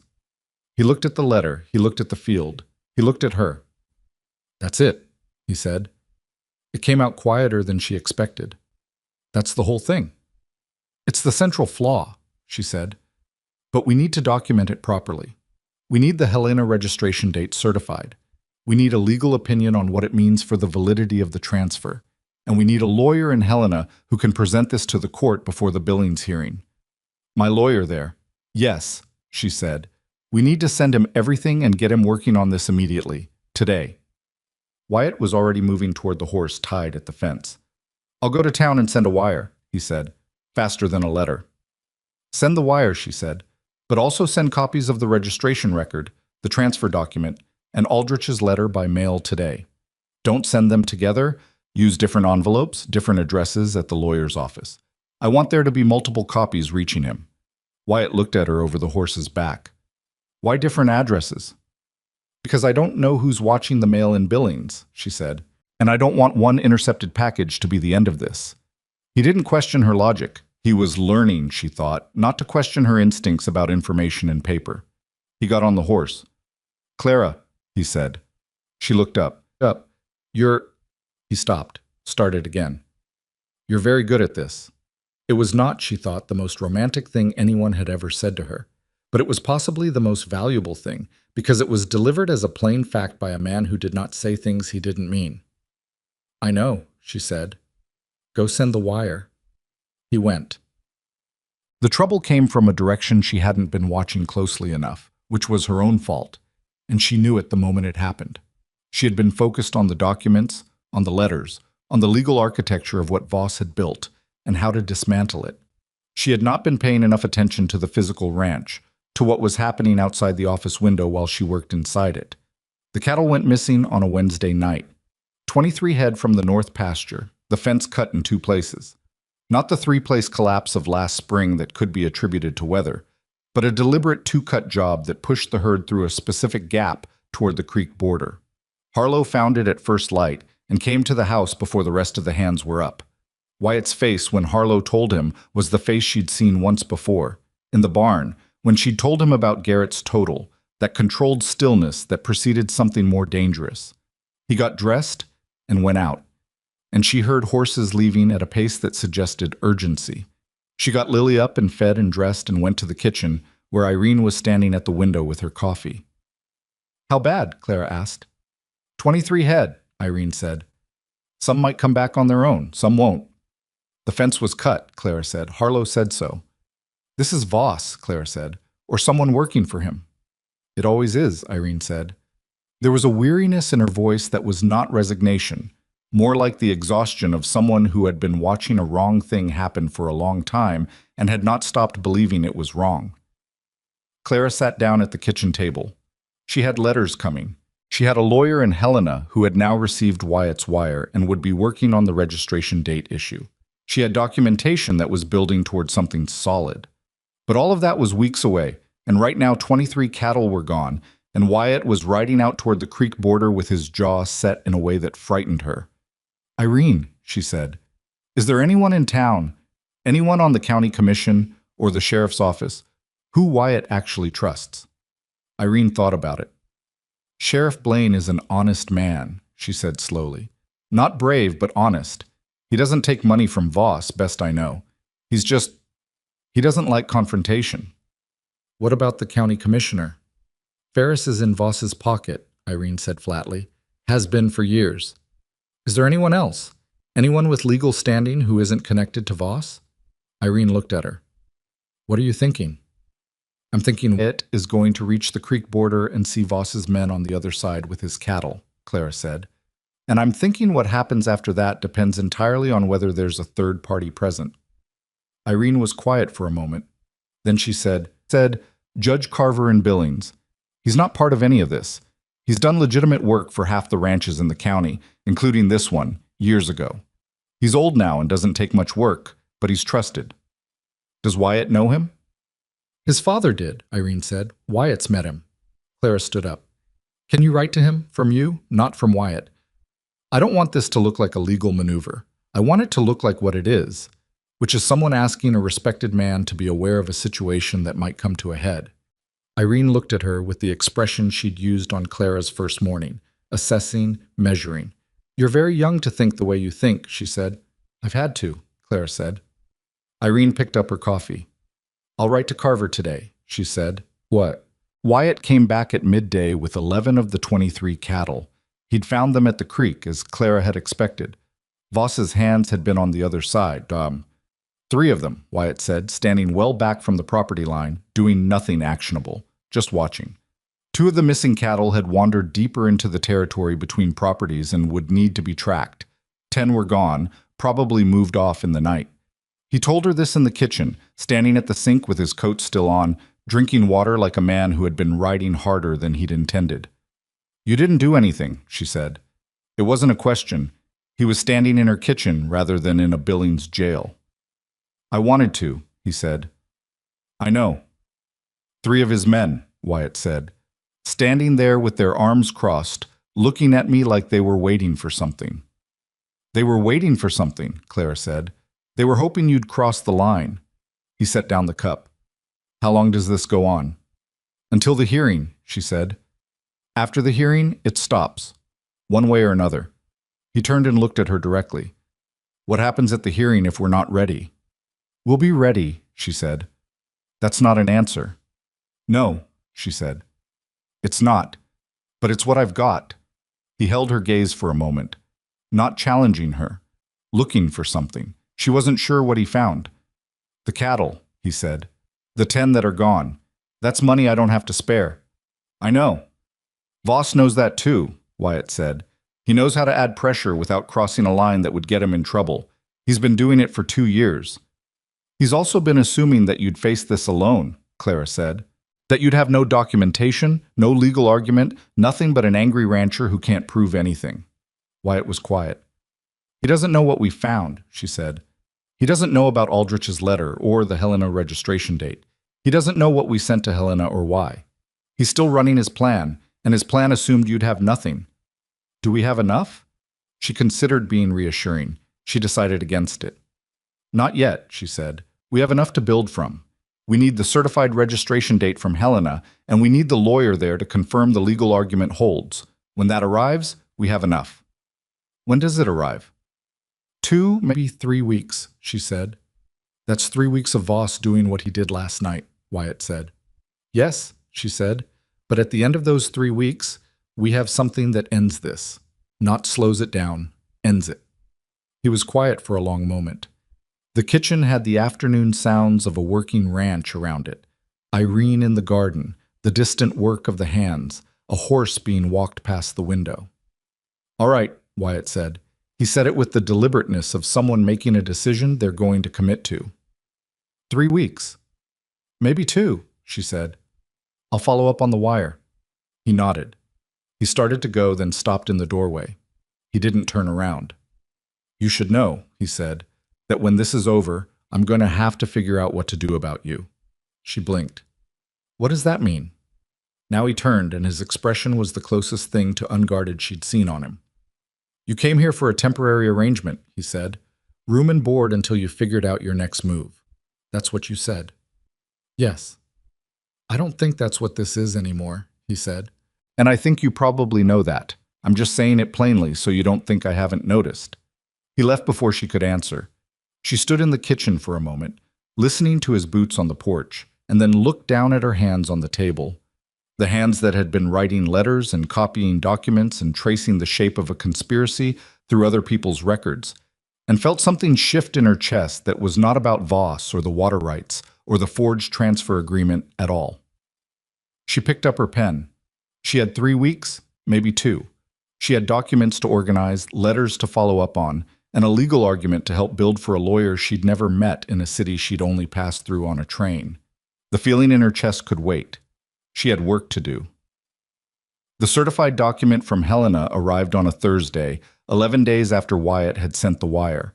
Clara was in the office when Wyatt brought it in from town, still in his coat, and she knew from the way he set it on the desk, carefully, like something that might break or might not be real, that it was what they'd been waiting for. She opened it, read it again. The Territorial Records Office confirmed, in certified language with an official seal, that Cascade Land Associates had been registered in the territory on March 14th of the previous year, 18 months ago. The document was signed, notarized, and carried the weight of an official record. The forged transfer agreement was dated 4 years prior. She set both documents side by side on the desk. The certified registration, the impossible transfer. She had been living with these numbers for weeks, but seeing them together now, the clean, official certainty of the Helena seal against the careful, fraudulent penmanship of the forged date, produced a feeling she hadn't expected. Not triumph, something quieter and more tired than triumph. That's the whole case, Wyatt said. He was standing at her shoulder, looking at the same 2 documents. It's the foundation of it, she said. Your lawyer in Helena, has he responded to the wire? Letter came yesterday, Wyatt said. He pulled it from his coat pocket. She'd noticed he'd taken to keeping correspondence in his coat pocket rather than his desk, which she thought was probably an unconscious decision to keep important things close. He says the registration date is the critical issue. If we can certify it and present it alongside the transfer agreement, he believes the court will have no choice but to reject the document as fraudulent. He wants to file a counter motion in Helena before the Billings hearing, which would move jurisdiction. Move jurisdiction, Clara said. Away from Billings. Away from Hessing, Wyatt said. Voss's lawyer there. And away from Commissioner Ferris, she said. Wyatt nodded once. She looked at the lawyer's letter. It was competent and careful, and said most of the right things, but there was a line in the 3rd paragraph that she read twice and then set down. He says the counter motion will be stronger if we can demonstrate Voss's direct connection to Garrett, she said. The registration shows Garrett's involvement in the company, but we need Voss's fingerprints on it. How? Voss recommended Garrett for this position, Clara said. You told me that. He mentioned it at a county meeting. I remember it, Wyatt said. Were other people present? 6 ranchers, Wyatt said. The quarterly meeting, end of season. Would any of them remember it? Wyatt was quiet for a moment. Dan Fowler would, he said. He was standing right there, made a comment about it afterward, anything that didn't benefit himself. Would Dan Fowler sign an affidavit? Clara asked. If I asked him, Wyatt said slowly. He's had his own problems with Voss. Boundary dispute 3 years back. Never went to court, but it left a mark. Then we need to go see Dan Fowler, Clara said. Wyatt looked at her. We, he said. She met his gaze. I need to be there when you explain what we have, she said. You'll tell it accurately, but you'll tell it the way a man tells a story, starting from the front and going to the end. I need to tell it the way an accountant tells it, which is starting from the evidence and working out to the conclusion. Fowler needs to understand what he'd be signing. Wyatt considered this. She'd noticed he always actually considered things she said rather than agreeing quickly out of politeness or dismissing quickly out of pride. It was one of the qualities she'd come to rely on without quite naming it as such.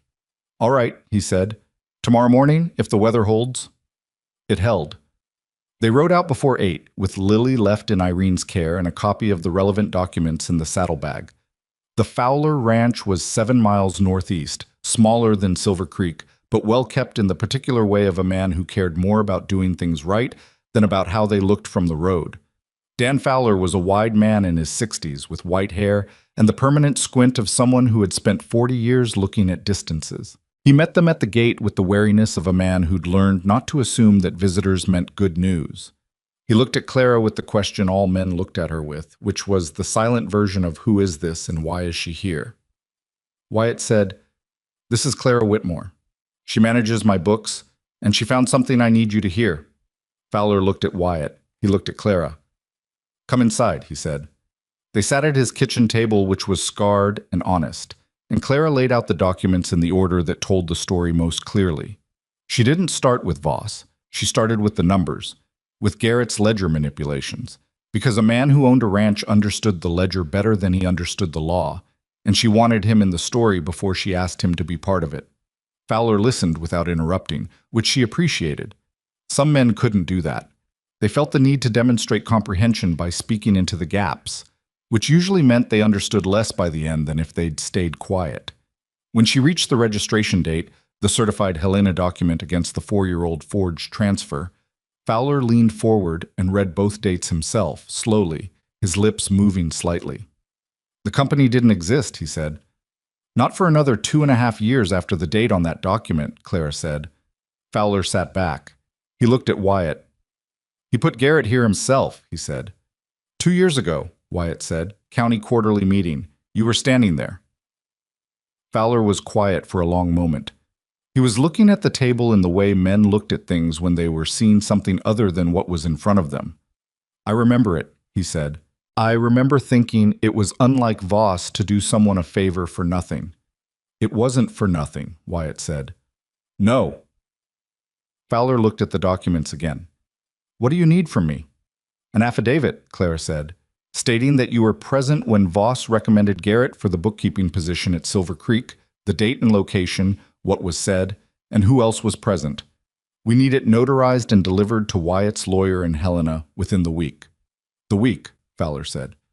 The Billings hearing is in 3 weeks, Clara said. The countermotion in Helena needs to be filed before that. Your affidavit is part of what establishes Voss's direct involvement in placing Garrett here. Fowler looked at her with the measuring expression of a man deciding something serious. You're thorough, he said. It wasn't quite a compliment and wasn't quite not one. I try to be, Clara said. If I do this, Fowler said, and Voss finds out, which he will, I'll have my own problems. Yes, Clara said. She didn't soften it. I won't tell you otherwise. Fowler looked at Wyatt. She always this direct? Always, Wyatt said. Fowler was quiet for another moment. Then he stood up and went to the cabinet where he kept his writing things, and came back with paper and a pen and sat down. Tell me what it needs to say, he said. The ride back to Silver Creek took longer than the ride out because the sky had gone the flat white of incoming weather, and Wyatt chose a lower route that offered some shelter from the wind. They rode mostly in silence, which was the comfortable kind they'd developed over weeks of working alongside each other, and Clara held the saddlebag with the documents against her side, and thought about what was still missing. They had the certified registration date. They had Garrett's documented connection to the forged company. They had Wyatt's testimony about the recommendation. They would have Fowler's affidavit. They had Aldrich's legal opinion. They had the original estate documents proving clean title. What they did not have was Voss's signature on anything. They had circumstantial connections, a recommendation here, a fabricated entry there, but nothing that put Voss's name directly on the fraud. She had been turning this over for days, setting it aside and coming back to it, because the absence of it was the one gap in everything they'd built, and she knew Hessing, Voss's Billings lawyer, would find it and put his whole argument through that gap if he could. She was still thinking about it when they came over the rise and saw the man waiting at Silver Creek's front gate. He was on foot, which was unusual.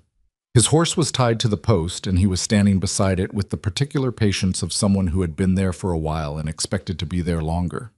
He was perhaps 40. In a dark coat and a hat he wore straight rather than pushed back, and as they rode closer, Clara saw that he had the bearing of someone accustomed to waiting in front of buildings and delivering things people didn't want.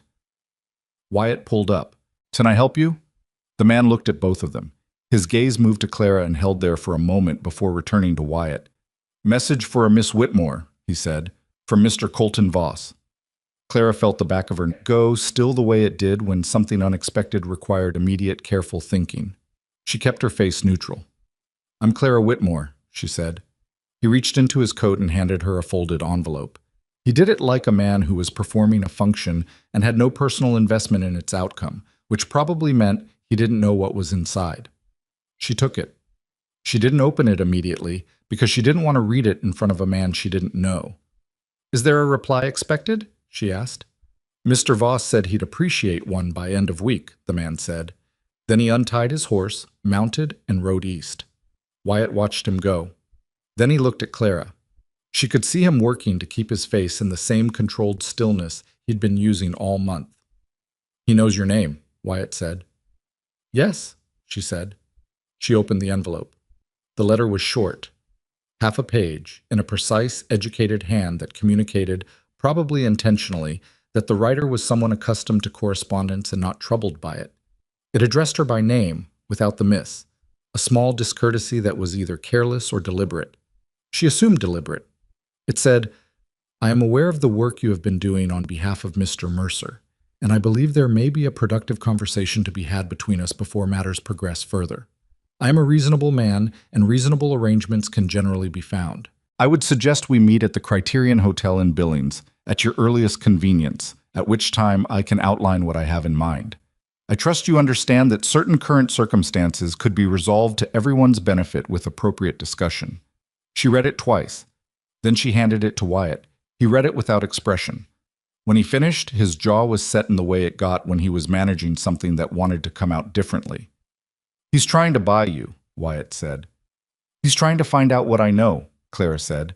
"If I go, he'll try to assess what we have. If I don't go, he'll know we're further along than he hoped." She paused. "He knows enough to be nervous. That's what this is." "How does he know about you at all?" "Pete told Calloway about me," she said. "Calloway told Voss. I'm the person who found Garrett's theft. Pete knew that much because everyone on the ranch knew it." She looked at the letter again.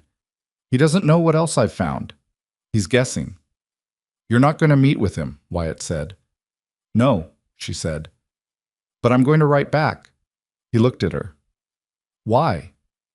"Because what I write back will tell him what I want him to think we have," she said. "And what I want him to think we have is exactly enough to make him worried, but not so much that he does something drastic." She folded the letter and put it in her pocket. "He's been in control of this for 2 years. He hasn't had to react to someone else's move yet. I want him reacting." They rode through the gate. Wyatt was quiet until they reached the barn. "Clara," he said as they dismounted. "Yes." "Be careful with this." He said it simply, without the layered warning some men would have put in it, the implication that she was in over her head or that she needed protecting. Just a plain statement of genuine concern. "I will," she said, and she meant it. She wrote the reply that evening, after Lily was down and the house was quiet. She wrote 3 drafts before she was satisfied, which was more than she usually needed, because the balance she was trying to strike was a fine one.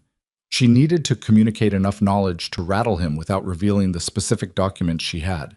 She needed to decline the meeting without closing the door so firmly that he shifted from pressure to something more dangerous.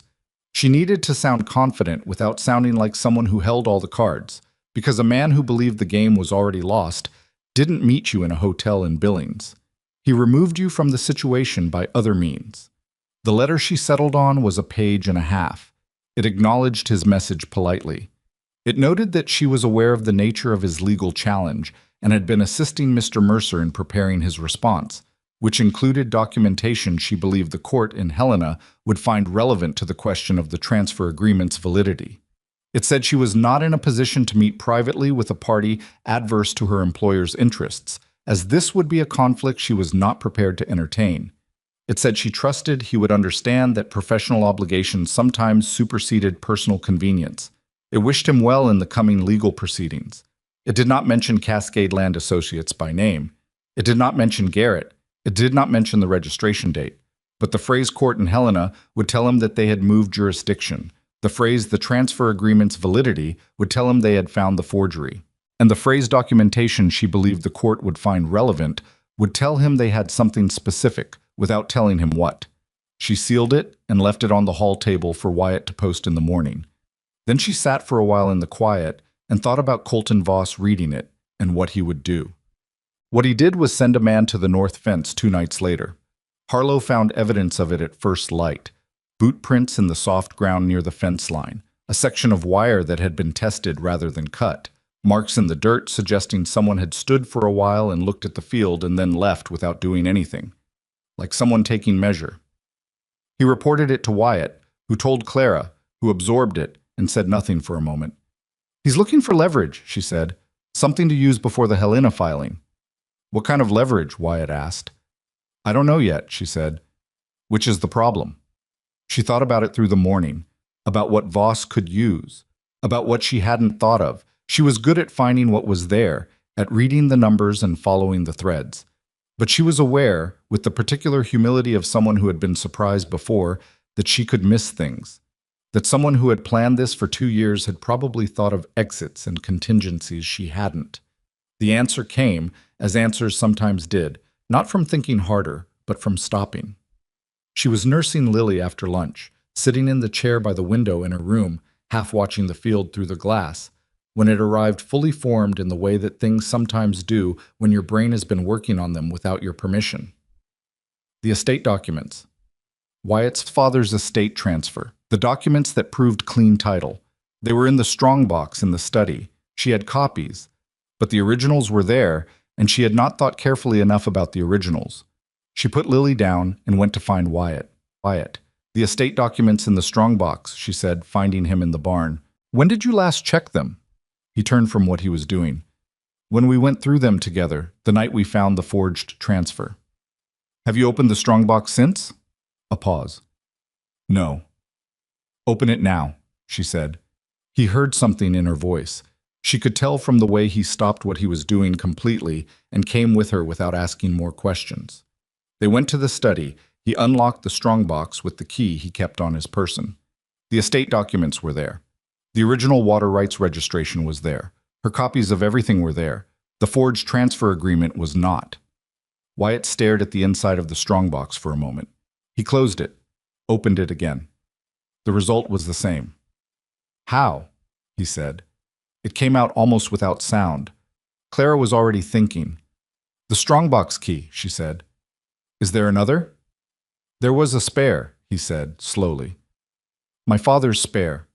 It was in the desk drawer." She looked at the desk. The drawer was the one that closed properly, unlike the filing cabinet. She opened it. The usual contents: pencils, some papers, a folded map. She went through them carefully. No key. "Who's been in this room?" she asked. "Harlow, Pete, Cole, Irene. Anyone might have come through. I don't lock the study." Clara stood in the middle of the room and put it together. The man at the fence 2 nights ago, taking measure, looking, not at the fence at all, at the house, at where the lights were, figuring out when the study was empty. "He had someone come in and take it," she said, "to remove it from your possession so that when the hearing happens, The only copy of the forged transfer is in Voss's hands. Wyatt looked at her. We have your copies. Yes, she said. And in court, copies are worth less than originals. Hessing will argue the copy could have been altered. Without the original document, the one we could have had examined for forgery, we lose the ability to prove the signature is false. We're left with only the registration date argument. Is that enough? Wyatt asked. She thought about it honestly. It's strong, she said, but it's not as strong as both. And Hessing will know we had the original and no longer have it, which tells him someone on his side succeeded in removing it, which will make him bolder in the hearing. Wyatt sat down in the desk chair. He sat there for a moment with his hands on his knees. What do we do? He asked. We tell the Helena lawyer immediately, she said. We tell him what we had and what's been taken, and we tell him that the theft of the document itself is evidence. You don't steal a document that isn't dangerous to you. She paused. We also need Sheriff Blaine. Wyatt looked up. Blaine won't want to get involved. Blaine doesn't have to want to, Clara said. We need him to document the theft, officially. A sheriff's report of a stolen document from a locked strongbox, dated before the hearing, is something a judge cannot ignore. She met Wyatt's eyes. Voss removed the document because he thought it would weaken us. He didn't think about what the removal itself would say. Wyatt was quiet for a moment. Then he nodded once, in the deliberate way he made decisions. I'll ride to town and get Blaine, he said. Get him today, she said. Right now. He went. Sheriff Blaine was exactly as Irene had described. An honest man without much courage, which in Clara's experience was more common than either pure honesty or pure cowardice. He came to Silver Creek that afternoon with the air of someone who understood he was being pulled towards something he'd prefer to avoid, but had enough integrity not to refuse. He looked at the strongbox. He looked at the missing document as described by Wyatt's accounting of what had been there. He wrote it down in his report book with the conscientious thoroughness of a man covering himself, and Clara recognized that thoroughness was useful regardless of the motive behind it. Can't say who took it, Blaine said. No, Clara agreed. But you can say it was taken, and when, and from where. I can say that, he confirmed. Will you put in the report that the document in question was a transfer agreement that is the subject of current legal proceedings? She asked. Blaine looked at her. That's specific, he said. It's accurate, she said. He wrote it down. After he left, she sat in the kitchen with the sheriff's copy of the report in her hands and thought about what they had now. The certified registration from Helena. Fowler's affidavit, which had arrived that morning, notarized and exactly as she'd asked for. The legal opinion from Aldrich. The original estate documents. The sheriff's report documenting the theft of the forged transfer. The wire correspondence with the Helena lawyer. And now one more thing. The letter from Voss to her, which she had kept in the original envelope and which bore his name, his words, and the implication, however careful its phrasing, that he was aware of the legal proceedings and had reason to seek a private arrangement. She had been looking, for weeks, for something that put Voss's name directly on this. She had been frustrated by the gap, all the circumstantial connections, nothing direct. She looked at the letter in its envelope. It was not a confession, but it was a man who knew about the fraudulent proceedings reaching out directly to the person investigating them, offering what he called a reasonable arrangement. In the context of everything else, in front of a judge who had seen the full picture, it was the signature she'd been missing. Not proof of forgery, proof of consciousness of guilt. The letter of a man who knew what he'd built and was trying to stop it from being dismantled. She went to her room and unlocked the small case where she'd kept the letter since it arrived and looked at it for a moment. Then she added it to the package of documents she was preparing for Helena. She had been in Montana for 5 weeks. She had arrived with nothing, no plan, no connections, and a baby who was currently pulling herself upright against Irene's kitchen chair with the determined and slightly alarmed expression of someone discovering that standing was harder than it looked. She had found $400 in theft and exposed the man who'd committed it. She had traced a forged document through the impossible logic of its own dates and found the flaw that broke it open. She had built a paper case that a lawyer she'd never met was calling the most complete property fraud documentation he'd seen in 20 years of territorial law. She was not done. The hearing was in 2.5 weeks and things could still go wrong in ways she hadn't anticipated, because they always could. And she had learned not to count a thing as finished until it was finished. But she was close. She picked up Lily from the kitchen floor, where the experiment with vertical living had concluded temporarily in favor of sitting, and held her and looked out the kitchen window at the ranch, the fields and the fences and the creek. She could see a glimmer of in the low afternoon light. Irene was at the stove. Outside, Harlow was crossing the yard with the particular purposeful stride of a man with something to carry. Somewhere Wyatt was talking to Pete, who had asked to speak with him privately that morning. She didn't know what they'd said to each other, and she hadn't asked because some things between men on a ranch needed to be settled between men on a ranch. She thought about Wyatt standing in the kitchen doorway saying, "I don't think that's what this is anymore." She had not given him an answer because she didn't have one yet. Or rather, she had something that might become an answer, and she didn't want to turn it into a decision before she'd had time to be sure it was real rather than the result of circumstances pressing two people together. She had learned, in the past year, to be careful about that distinction. Lily grabbed her collar and looked at her with serious dark eyes. "I know," Clara said quietly. "One thing at a time. 2.5 weeks. She had work to do." The morning they left for Helena, it was cold enough that the water in the washing basin had a thin skin of ice on it. Clara broke it with her knuckle, washed her face, and stood at the mirror for a moment before she finished dressing. She looked tired. She was tired. She had been sleeping in 4- and 5-hour stretches for 2 weeks, waking in the early hours to go over the documents again. Not because she didn't have them memorized by now, but because going over them was the only thing that quieted the part of her brain that kept finding new ways things could go wrong. She had dark circles under her eyes, and her hair needed cutting, and she had worn the same 2 dresses in rotation since arriving at Silver Creek, and neither of them fit quite right anymore because she'd lost weight she hadn't had to spare. She looked at herself in the mirror and thought, this is what it looks like when you're actually doing something. Not the idea of it, the actual thing. She pinned her hair, put on her coat, and went downstairs. Irene had breakfast on the table, and Lily in the high chair that Wyatt had produced from somewhere in the back of the barn 3 weeks ago, saying only that it had been there a long time and might as well be used. Lily was eating mashed oats with the focused determination of someone who had recently discovered that feeding herself was possible and intended to pursue the skill regardless of the collateral mess. "You should eat," Irene said, setting a plate in front of the chair Clara usually took. "I know," Clara said, and sat down. Wyatt came in from outside, coat damp at the shoulders. He looked at Clara, and then at the plate in front of her, and back at Clara, in the way he'd developed of communicating a complete thought with his face when words were unnecessary. "I'll eat," she said. He sat down and poured his coffee, and they ate in the comfortable quiet that had become the texture of mornings at Silver Creek, punctuated by Lily occasionally offering a fistful of oats to no one in particular, and Irene moving efficiently between the stove and the table, and the general operational machinery of a household being managed by someone who took the job seriously. The Helena hearing was in 2 days. They were riding to Billings today to take the train, because the road to Helena in this weather was 3 days by horse, and they didn't have 3 days. Irene was keeping Lily. This had been decided the previous week, and Clara had agreed to it with the particular mixture of relief and guilt that attended any moment of leaving her daughter in someone else's care. Lily was 11 months old and had no conception of train schedules or court hearings or the legal architecture of property fraud, and a hearing room in Helena was no place for an almost 1-year-old, regardless of how much her mother might have preferred to keep her within reach. "She'll be fine," Irene said, for what was probably the 4th time in 3 days. She said it without looking up from the stove, which was how Irene communicated that something was settled, and she expected no further discussion. "I know," Clara said. She did know.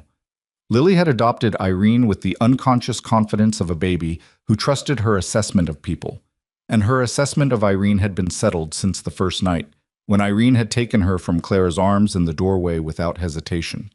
Whatever instinct babies use to measure the world, Lily's had been accurate. After breakfast, Clara went to the office one more time. She opened the leather case she'd prepared and went through the contents in order, which she had done every day for the past week.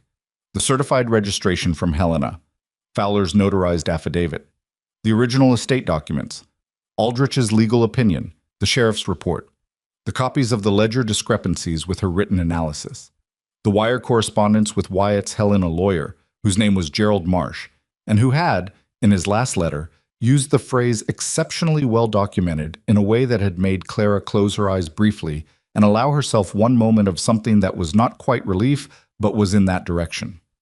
And at the back of the case, in its original envelope with Voss's precise handwriting on the front, the letter. She closed the case and latched it. She carried it to the front porch herself and did not let anyone else put it in the saddlebag. The train to Helena left Billings at 7 in the morning, which meant they spent the night at the Hargrove Hotel. Different rooms, which Clara had been prepared to navigate awkwardly, and which Wyatt had handled with complete matter-of-factness by booking 2 rooms and carrying her bag to her door and saying goodnight in the hallway with the same lack of ceremony he brought to everything. She lay awake in the hotel room for 2 hours, not from nerves exactly, but from the particular alertness that comes before something you've been building toward for a long time finally arrives. She thought about the documents in the case beside the bed. She thought about Marsh, whom she was meeting for the first time in the morning, and whether her read of his competence from his letters would hold in person. She thought about Hessing, Voss's lawyer, and what he would do when he saw what she'd assembled. She thought briefly and then firmly set aside the thing Wyatt had said in the kitchen doorway 3 weeks ago. She had been setting it aside consistently since he'd said it, because she needed to get through the hearing before she could afford to think about anything that lived on the other side of it. She fell asleep eventually. She woke at 5 and was dressed before 6. Gerald Marsh was a compact man in his mid-50s with wire-rimmed glasses and the manner of someone who had spent 30 years in rooms where precise language mattered and had let it simplify his personality down to something functional and direct. He met them at his office at 8, already at his desk, and shook Clara's hand with no more or less ceremony than he shook Wyatt's. "I've read everything you sent," he said, "twice. Miss Whitmore, the analysis of the ledger discrepancies is the clearest document I've received from a lay investigator in my career at the bar. I mean that as a professional assessment, not a compliment." "I understand the distinction," Clara said. He almost smiled. "Good. Let's talk about tomorrow." They sat across from his desk and he walked them through the hearing structure. The counter-motion had been accepted by the Helena court, which meant the water rights challenge was now under Helena jurisdiction rather than Billings. Hessing had filed an objection to the jurisdictional transfer, which Marsh had answered. The objection had been denied. "Hessing knows what that means," Marsh said. "He filed the challenge in Billings for a reason. Out of his home court, with a judge who doesn't have a history with Voss's operations, he's working from a weaker position." "Will Voss be there?" Clara asked. "He has no legal standing to appear," Marsh said. "He's not a named party. His company is Cascade Land Associates is the ostensible beneficiary of the transfer agreement. But Cascade Land Associates is a paper entity with one documented principal who is a man currently residing in Oregon who has not been subpoenaed and will not be present." "Garrett," Wyatt said. "Garrett," Marsh confirmed, "which means Hessing is arguing on behalf of a company whose only human principal is not here to testify. That's a structural weakness before we even open our evidence." "What's the order of presentation?" Clara asked. Marsh looked at her over his glasses. "I present the chain of title first, the estate documents, the original registration, the clean history of ownership. Then I present the transfer agreement and its defects. The registration date is the centerpiece. I'll use the certified Helena document to establish the impossibility, then support it with the Aldrich opinion on the legal implications." He paused. "The affidavit from Fowler and the letter from Voss to you are what I call the character evidence. They don't prove the document is forged, but they establish that the people involved in this had knowledge of what they were doing and tried to manage it privately when they believed it was unraveling." "Is the letter enough?" Clara asked. "It doesn't say anything specific about the transfer." "In isolation, no," Marsh said. "In context, following the registration date evidence, the Fowler affidavit, the sheriff's report about the stolen original, it is a man reaching out to the investigator who found his trail and offering her an arrangement. A judge reads that letter after seeing everything else, and he understands what it means." Clara nodded. This was what she had calculated. It was different, hearing it from someone else. "What does Hessing have?" Wyatt asked. Marsh took off his glasses and set them on the desk. "I don't know everything. He'll have the transfer document, the original, which we no longer have. He may have affidavits from people who claim to have witnessed the transaction, though fabricating witnesses is a considerable additional risk, and I'm not sure Voss would have taken it. He'll argue that the registration date is a clerical error, that the company existed in practice before formal registration, which is legally possible though evidentially difficult to establish without records. He put the glasses back on. His weakest point is that he has no explanation for why the company principal is absent. An entity claiming ownership of a water right through a 4-year-old transfer, and its principal doesn't appear to defend it. That tells a judge something. Can we win? Wyatt asked. Marsh looked at him directly. I believe the evidence supports a finding that the transfer agreement is invalid and that the challenge to your water rights should be dismissed, he said. Whether we win depends on tomorrow. I've been doing this for 30 years and I can tell you that courtrooms are not mathematics. I can tell you our case is strong. I cannot tell you the result. Wyatt nodded once. That's honest, he said. It's the only kind I do, Marsh said.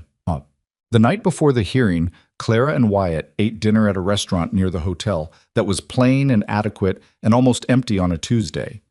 They talked about the hearing for a while and then, by unspoken agreement, stopped talking about it. There was nothing more to prepare. The preparation was done. Wyatt asked about her life in Boston, not the collapse of it, which they had talked around for weeks, but the earlier part, the part before. She told him about the accounting work, the 2 merchants she'd worked for, the manufacturing firm. She told him about her mother, who had died when she was 19 and left her with a sister she wasn't close to, and an aunt who was generous in the particular way of people who want their generosity noticed. She told him she had been good at school in a time when being good at school, if you were a girl, mostly just made people suggest teaching. He listened the way he always listened, with the full attention of someone who was not waiting for his turn to speak. What about you? She asked. He was quiet for a moment. Grew up at Silver Creek, he said. My father built it. I grew up thinking that was what you did. You built something, and then you kept it. Didn't think much about whether I wanted something different. Do you? She asked. Want something different?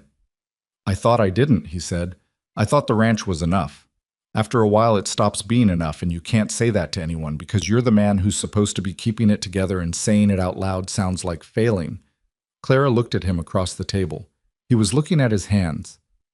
It doesn't sound like failing, she said. It sounds like being a person. He looked up at her. The restaurant was quiet around them, and the light was low, and she thought about what it cost him to say that. Not the words, which were few, but the admission behind them, coming from a man who had been alone with his land and his responsibility for a long time. I know I said I needed to figure out what to do about you, he said, after this is over. You did say that. I meant it seriously, he said, not as... He stopped. I'm not good at this part. I know, she said. I want you to stay, he said. Not because you're useful, though you are. Not because Lily's become part of the place, though she has. He stopped again with the expression of a man pushing through something that resisted. Because when I come in from the field and you're at the desk in the office, the ranch feels like a different thing than it did before. And I don't know what to do with that except say it. Clara was quiet for a moment. She thought about the things she should think about. The question of whether she was making a decision out of circumstance, out of gratitude, out of the particular closeness that comes from facing something difficult alongside someone. She had thought about these things for weeks. She had been careful and honest with herself about them in the way she tried to be careful and honest about everything. And what she came back to each time was simpler than the thinking. She trusted him, not because he had taken her in from the rain, which anyone decent would have done, but because he had given her the office and the ledgers and the space to find what was there, and because when she'd found it, he'd listened and then said, "What do you need from me?" And because in 5 weeks of being in each other's company, daily, he had never once made her feel that her being there was conditional on her being something other than exactly what she was. She had not had that before. She hadn't known how much she'd been missing it. I want to stay, she said. I'm being careful about saying it because I've made decisions out of necessity before, and I don't want this to be one of them. But I've been thinking about it honestly, and I don't think it is. He looked at her steadily. All right, he said. All right, she said. They finished their dinner and walked back to the hotel through the cold Helena street and said goodnight in the corridor as practically as they had the night before, because there was a hearing in the morning and some things could wait until the other side of it. The hearing room was smaller than Clara had expected. She had been imagining something more imposing, the kind of high-ceilinged formal space that announced the gravity of what happened inside it. What she got was a wood-paneled room with tall windows that let in the gray morning light, and two long tables facing a raised bench where the judge would sit, and the smell of paper and wood oil, and the particular staleness of a room that was closed most of the time. Judge Carver was already at the bench when they came in. He was older than she'd expected from Irene's description, late 70s, with the compressed stillness of a man who had spent decades watching people try to deceive him and had developed a fine instrument for detecting it. He had a long face and eyes that moved across the room with the measuring economy of someone who did not look at things without purpose. Irene had written to Carver 3 weeks ago. He had not responded to Irene, but he had, Marsh had told them this morning, requested from the court a full copy of the documentation in the case before today's session, which was unusual. It meant he had read what they had before he walked into the room. Hessing was already at the opposing table. Clara had not seen him before. He was younger than she'd expected, mid-40s, well-dressed, with the poised confidence of a man who believed that confidence was itself a form of argument. He looked at Wyatt and then at Clara with the flat assessment of someone cataloging threats. He did not look at her the way men usually looked at her, with the dismissal or the wariness or the particular evaluation of a woman in a room where women were uncommon. He looked at her the way a lawyer looked at evidence he was trying to find a problem with. She took that as information. It meant he knew who she was and what she'd assembled. Voss would have told him. Good. She wanted him looking at her. She wanted him thinking about her rather than about something she hadn't accounted for. Marsh set out his papers with the orderly efficiency of a man who had done this hundreds of times. He did not look nervous. Clara had been watching him since yesterday to try to calibrate whether his confidence was real or performed, and she had decided it was real in the way that competence was real, grounded in something actual rather than in the need to appear settled. She sat beside Wyatt at the table and put her hands in her lap and was still. Judge Carver called the session to order without ceremony, noted the matter and the parties, and indicated that he had reviewed the submitted documentation from both sides. He said this with a particular flatness that told Clara nothing, and she had been trying all morning not to try to read things into nothing. Marsh opened. He was good. She had thought so from his letters, and she confirmed it now. He told the story of Silver Creek's water rights in the clean, sequential way of someone who understood that a judge hearing a complex case needed the shape of the thing before he could evaluate the details. He established the original registration, the estate transfer, the clean chain of ownership, without hurry and without unnecessary detail. He was giving the judge the architecture before showing him where the load-bearing wall had been tampered with. Then he turned to the transfer agreement. He presented it as Voss's side had filed it, as a document purporting to transfer a 1/3 interest in Silver Creek's water rights to Cascade Land Associates 4 years ago. He read the date. He allowed the date to sit in the room for a moment. Then he presented the certified Helena registration. He read the registration date. He placed both documents on the bench before the judge. He said, in the level and precise voice of a man stating a mathematical fact, the company to which this transfer was allegedly made did not exist on the date the transfer was allegedly executed. The registration of Cascade Land Associates postdates the transfer agreement by more than 2 years. Hessing objected. He used the word clerical 3 times. He argued that a company could exist in practice before formal registration. He was composed and fluent, and Clara could see that he had prepared for this. He had known about the registration date, which meant Voss had known they'd found it. Judge Carver listened to Hessing's argument without expression.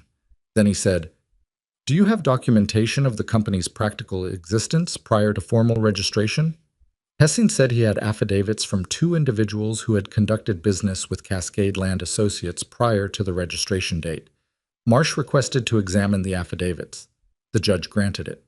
Marsh spent 4 minutes reading them and then, with the unhurried manner of a man who had been expecting this, presented Garrett's registration documents showing him as the entity's creator, combined with the ledger analysis showing the fabricated Silver Creek service entry, $48 to Cascade Land Associates, dated 2 months before Hessing's affidavits claimed to have conducted business with the company. The only documented transaction involving this entity prior to formal registration, Marsh said, is a fabricated entry in Silver Creek's own books, created by a man who is also the company's registered principal, who was placed at Silver Creek Ranch by Mr. Voss himself, as attested to in a sworn affidavit from a third-party witness, and who has since left the territory. Hessing objected again. He was still composed, but the quality of his composure had changed. It was the composure of someone working harder to maintain it. Judge Carver said, "Noted. Continue." Marsh presented Fowler's affidavit. He presented the Aldrich legal opinion. He presented the sheriff's report on the theft of the original transfer document from a locked strongbox, dated 2 weeks before the hearing. Then he presented the letter. He read it aloud, in full, without editorial comment. Voss's precise handwriting rendered in Marsh's measured voice, offering a productive conversation and reasonable arrangements to the woman who had been investigating the fraud on Wyatt's behalf. The room was quiet when he finished. Hessing said, "That letter is an entirely normal attempt at private dispute resolution and implies no wrongdoing." Marsh said, "The court can evaluate that characterization in the context of the full record." Judge Carver looked at the letter. He looked at the registration document. He looked at Hessing. "Mr. Hessing," he said, "your client's company is claiming ownership of a water right through a transfer agreement dated 2.5 years before the company existed. You've offered affidavits of prior business dealings that were executed within months of the company's actual registration, from individuals whose identities I will be verifying. The registered principal of your client company is absent, and you have a sheriff's report indicating that the original transfer document, the one you would presumably use to support your client's claim, was removed from the respondent's property prior to this hearing." He paused. "What would you like me to conclude from these facts?" Hessing did not answer immediately. Clara watched him and understood that he was a capable lawyer in an impossible position. He had been handed a fraudulent case by a client who had believed it was untouchable, and the moment the registration date had been confirmed, the case had collapsed from the inside. "Your Honor," Hessing said, "my client has instructed me to—" He stopped. He said it again. "My client has instructed me to withdraw the challenge." The room was quiet. Judge Carver looked at him for a moment. "The challenge is withdrawn," he said. "I am additionally referring the matter of the transfer agreement and the circumstances described in this record to the Territorial Attorney's Office for review. The water rights of Silver Creek Ranch are confirmed as registered and unencumbered." He set down his pen. "We're adjourned." It lasted 11 minutes from Marsh's opening to the gavel. Clara sat at the table for a moment after the room began to empty, her hands still in her lap. Wyatt was beside her. Marsh was already gathering papers with the calm efficiency of a man closing out a completed project. Hessing left without looking at either of them. Wyatt put his hand over hers on the table. He didn't say anything. She didn't either. There didn't seem to be anything that needed saying immediately, and they had both learned, over weeks of working alongside each other, that not filling silence was sometimes the most honest response to it. After a moment, she turned her hand over under his. They stayed like that for a little while, in the emptying room with the winter light coming through the tall windows, and Clara let herself feel the full weight of the past 5 weeks. The train station in the rain, the first night at Silver Creek, the ledgers and the letters and the long hours in the office while Lily slept in the corner, the stolen document and the fence line and the cold rides and the things Wyatt had said in kitchen doorways and at dinner tables. And she did not try to make it into something neat or resolved or more than it was. It was hard, and it was real, and they had gotten through it. That was the whole thing. That was enough. There is something nobody tells you about surviving a hard year. It doesn't end cleanly. There's no moment where the music swells and everything settles into its right shape, and you feel certain. What actually happens is you get through the hard thing, and then you're standing on the other side of it, still yourself, still imperfect, still carrying the weight of every decision you've made, and the next day comes, and you start again. Clara knew this. She had known it before Montana, had learned it the hard way in Boston in the year Lily was born, when she had survived one day at a time and each day felt like starting from nothing. What she hadn't known, what she was learning now, slowly, in the particular way that things take time to become real, was that surviving could change its texture over time, that it could become something less like holding on and more like building. She was thinking about this on the train back to Billings, watching the territory move past the window in the flat winter light, with Wyatt reading beside her and the leather case with the documents in the rack above them, when she understood something she hadn't been able to see clearly before.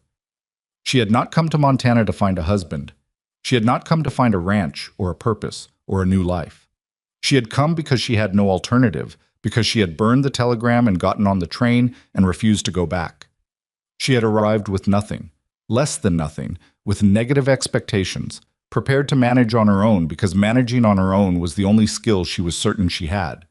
What she had found instead was that managing on her own, in the right circumstances, alongside the right person, was not the same thing as being alone. She had always been competent. She had known that about herself even in the worst months. She was good at the work, good at finding what was there, good at the patient, unglamorous labor of making sense of disordered things. What she hadn't had was a place where that competence was simply accepted, without needing to be justified or explained or apologized for. Where she could walk into an office and open a ledger and someone would let her work and trust what she found. That was what Silver Creek had given her, not rescue, not charity. Permission to be exactly what she already was. She did not think she would have found it if Ethan Caldwell had been at the station. If she had arrived to the life she'd planned, the arranged marriage, the conventional frontier arrangement, the practical compact between strangers, she would have been useful in the way women were useful in those arrangements, and no more. She would have managed and been decent and built a life that was acceptable. She would not have had this. There was something uncomfortable in that thought. The idea that the worst thing that had happened to her, the abandonment, the rain, the ruined dress, the desperate choice to get back on a stranger's horse in the dark, had led here. She did not want to believe that suffering was necessary, that humiliation was a useful teacher, that you had to lose everything to find the right thing. She had seen that used too many times to excuse too much. But she could believe this, that who you were when you had nothing was the truest version of what you had. And who she had been, standing on that platform in the storm with $17 and a baby and no plan, was someone who broke the telegram and got on the train. Someone who said, "I'm not looking for charity," and meant it. Someone who opened a ledger and kept reading until the numbers told the truth.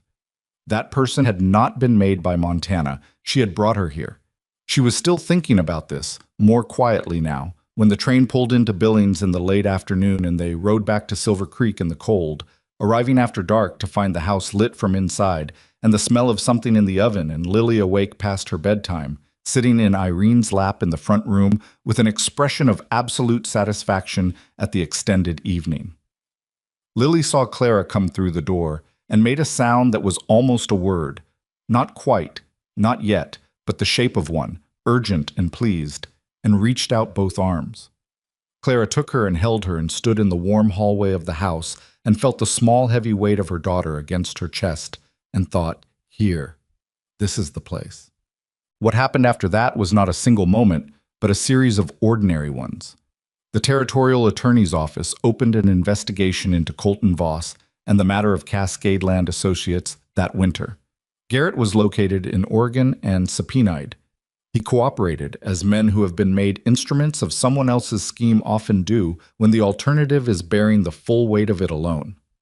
Voss denied everything, and then when Garrett's testimony was entered into the record, denied it differently, and then when the certified documents and Fowler's affidavit were entered, instructed his new lawyer, Hessing had withdrawn, to explore what arrangements might be possible.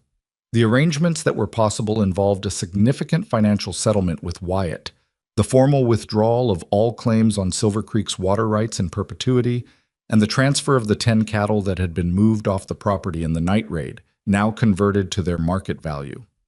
Voss did not go to prison, which was the frustrating and entirely predictable outcome of being a man with resources in a territory where the law moved slowly and the rich had more options than the poor.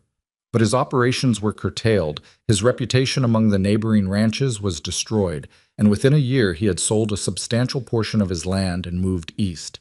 Clara knew this was not justice in the complete sense. She had been around enough commerce and law in Boston to understand that complete justice was rare and partial justice was what you usually got, and learning to live with the distance between them was one of the harder adult skills.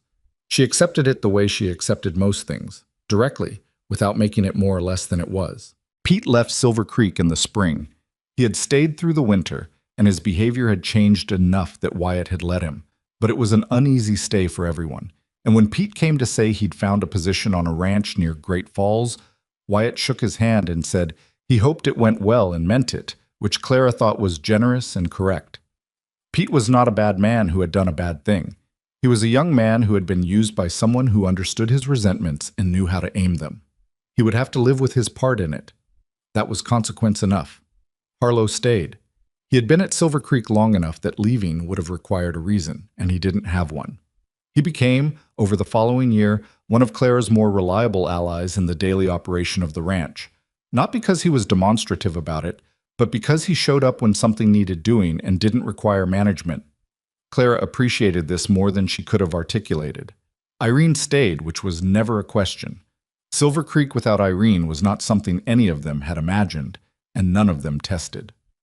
The accounting system Clara had built in her first week ran cleanly through the following year and the year after that.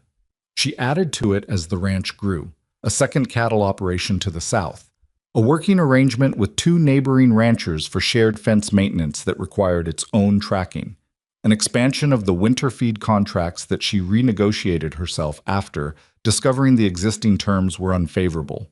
She did all of this from the office that had been given to her on the second day, sitting at the same desk, working by the same lamp, and the work was not glamorous and no one who didn't understand it would have been impressed by it, which suited her exactly. She was not a figurehead. She was not Wyatt's wife in the decorative sense that some frontier marriages produced. She was the person who knew where the money was and where it was going and what to do about it when those two things didn't align. And she was respected for this in the slow, grudging way that people respect competence they didn't expect. Not everyone on the frontier accepted it. Some men who came to do business at Silver Creek looked past her to Wyatt and addressed their questions to him. And Wyatt would look back at them and say, "Clara manages the accounts. You'll want to talk to her." And some of them did, and some of them left, and the ones who left didn't come back, which Clara considered an efficient sorting mechanism. She married Wyatt the following summer, not in a ceremony with a dress. She had retired the wedding dress permanently after its appearance at the billing station, and the symbolism of wearing another one so soon felt wrong, or at least overcrowded. They went to town on a Tuesday with Irene and Harlow as witnesses and signed the documents before a justice of the peace, and came home, and Irene made a dinner that was notably better than the usual Tuesday dinner, and that was the whole of it.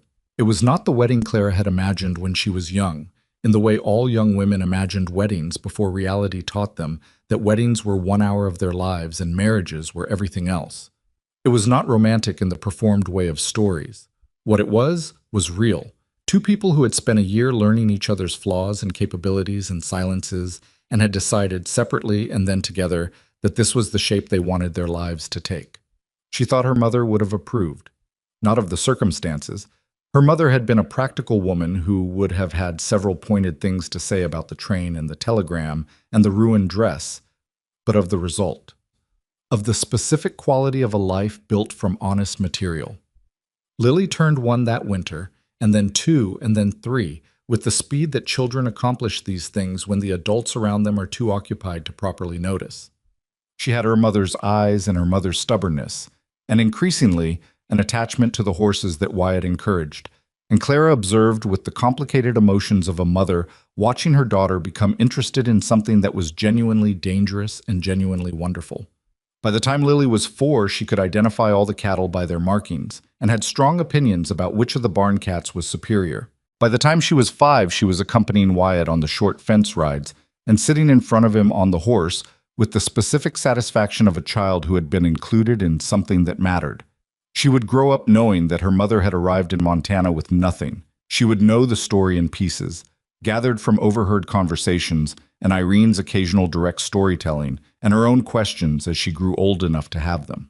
She would understand, eventually, that the life she lived at Silver Creek had not been inevitable, that it had been built, piece by piece, from decisions her mother had made under pressure in a series of rooms and fields, and a courthouse, and a hotel dining room in Helena. What she might not fully understand, until she was much older and had her own hard years, was what those decisions had cost. What it had taken to stand in the rain in a ruined dress and say, "I am not looking for charity." What it had taken to open a stranger's ledgers and keep reading until the truth came up. What it had taken to write a letter to a powerful man and say, "I'm not coming to your meeting," and mean it. The cost is always invisible from the outside. The outcome is what people see. Clara knew this. She had always known it.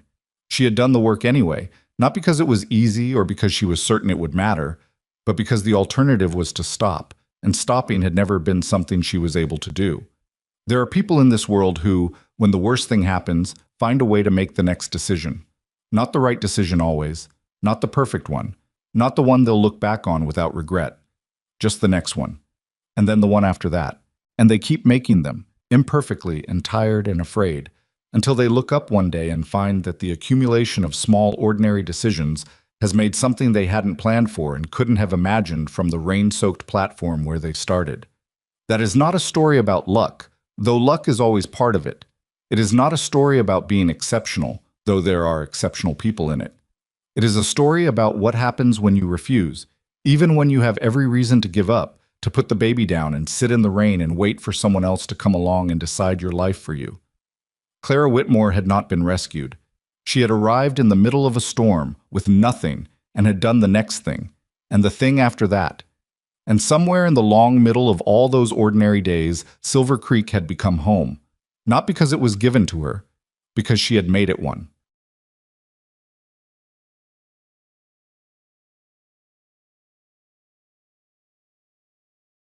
All right, let me measure this part. Let's see here. We're basically at an inch, I believe. Right? Maybe a little bit more. Yeah. I have like one more to go.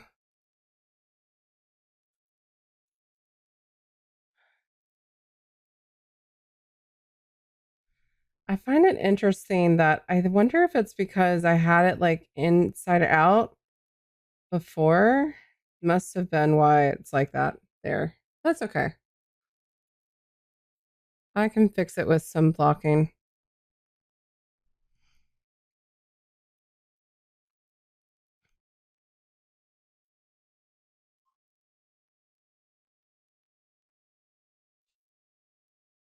We'll get it working.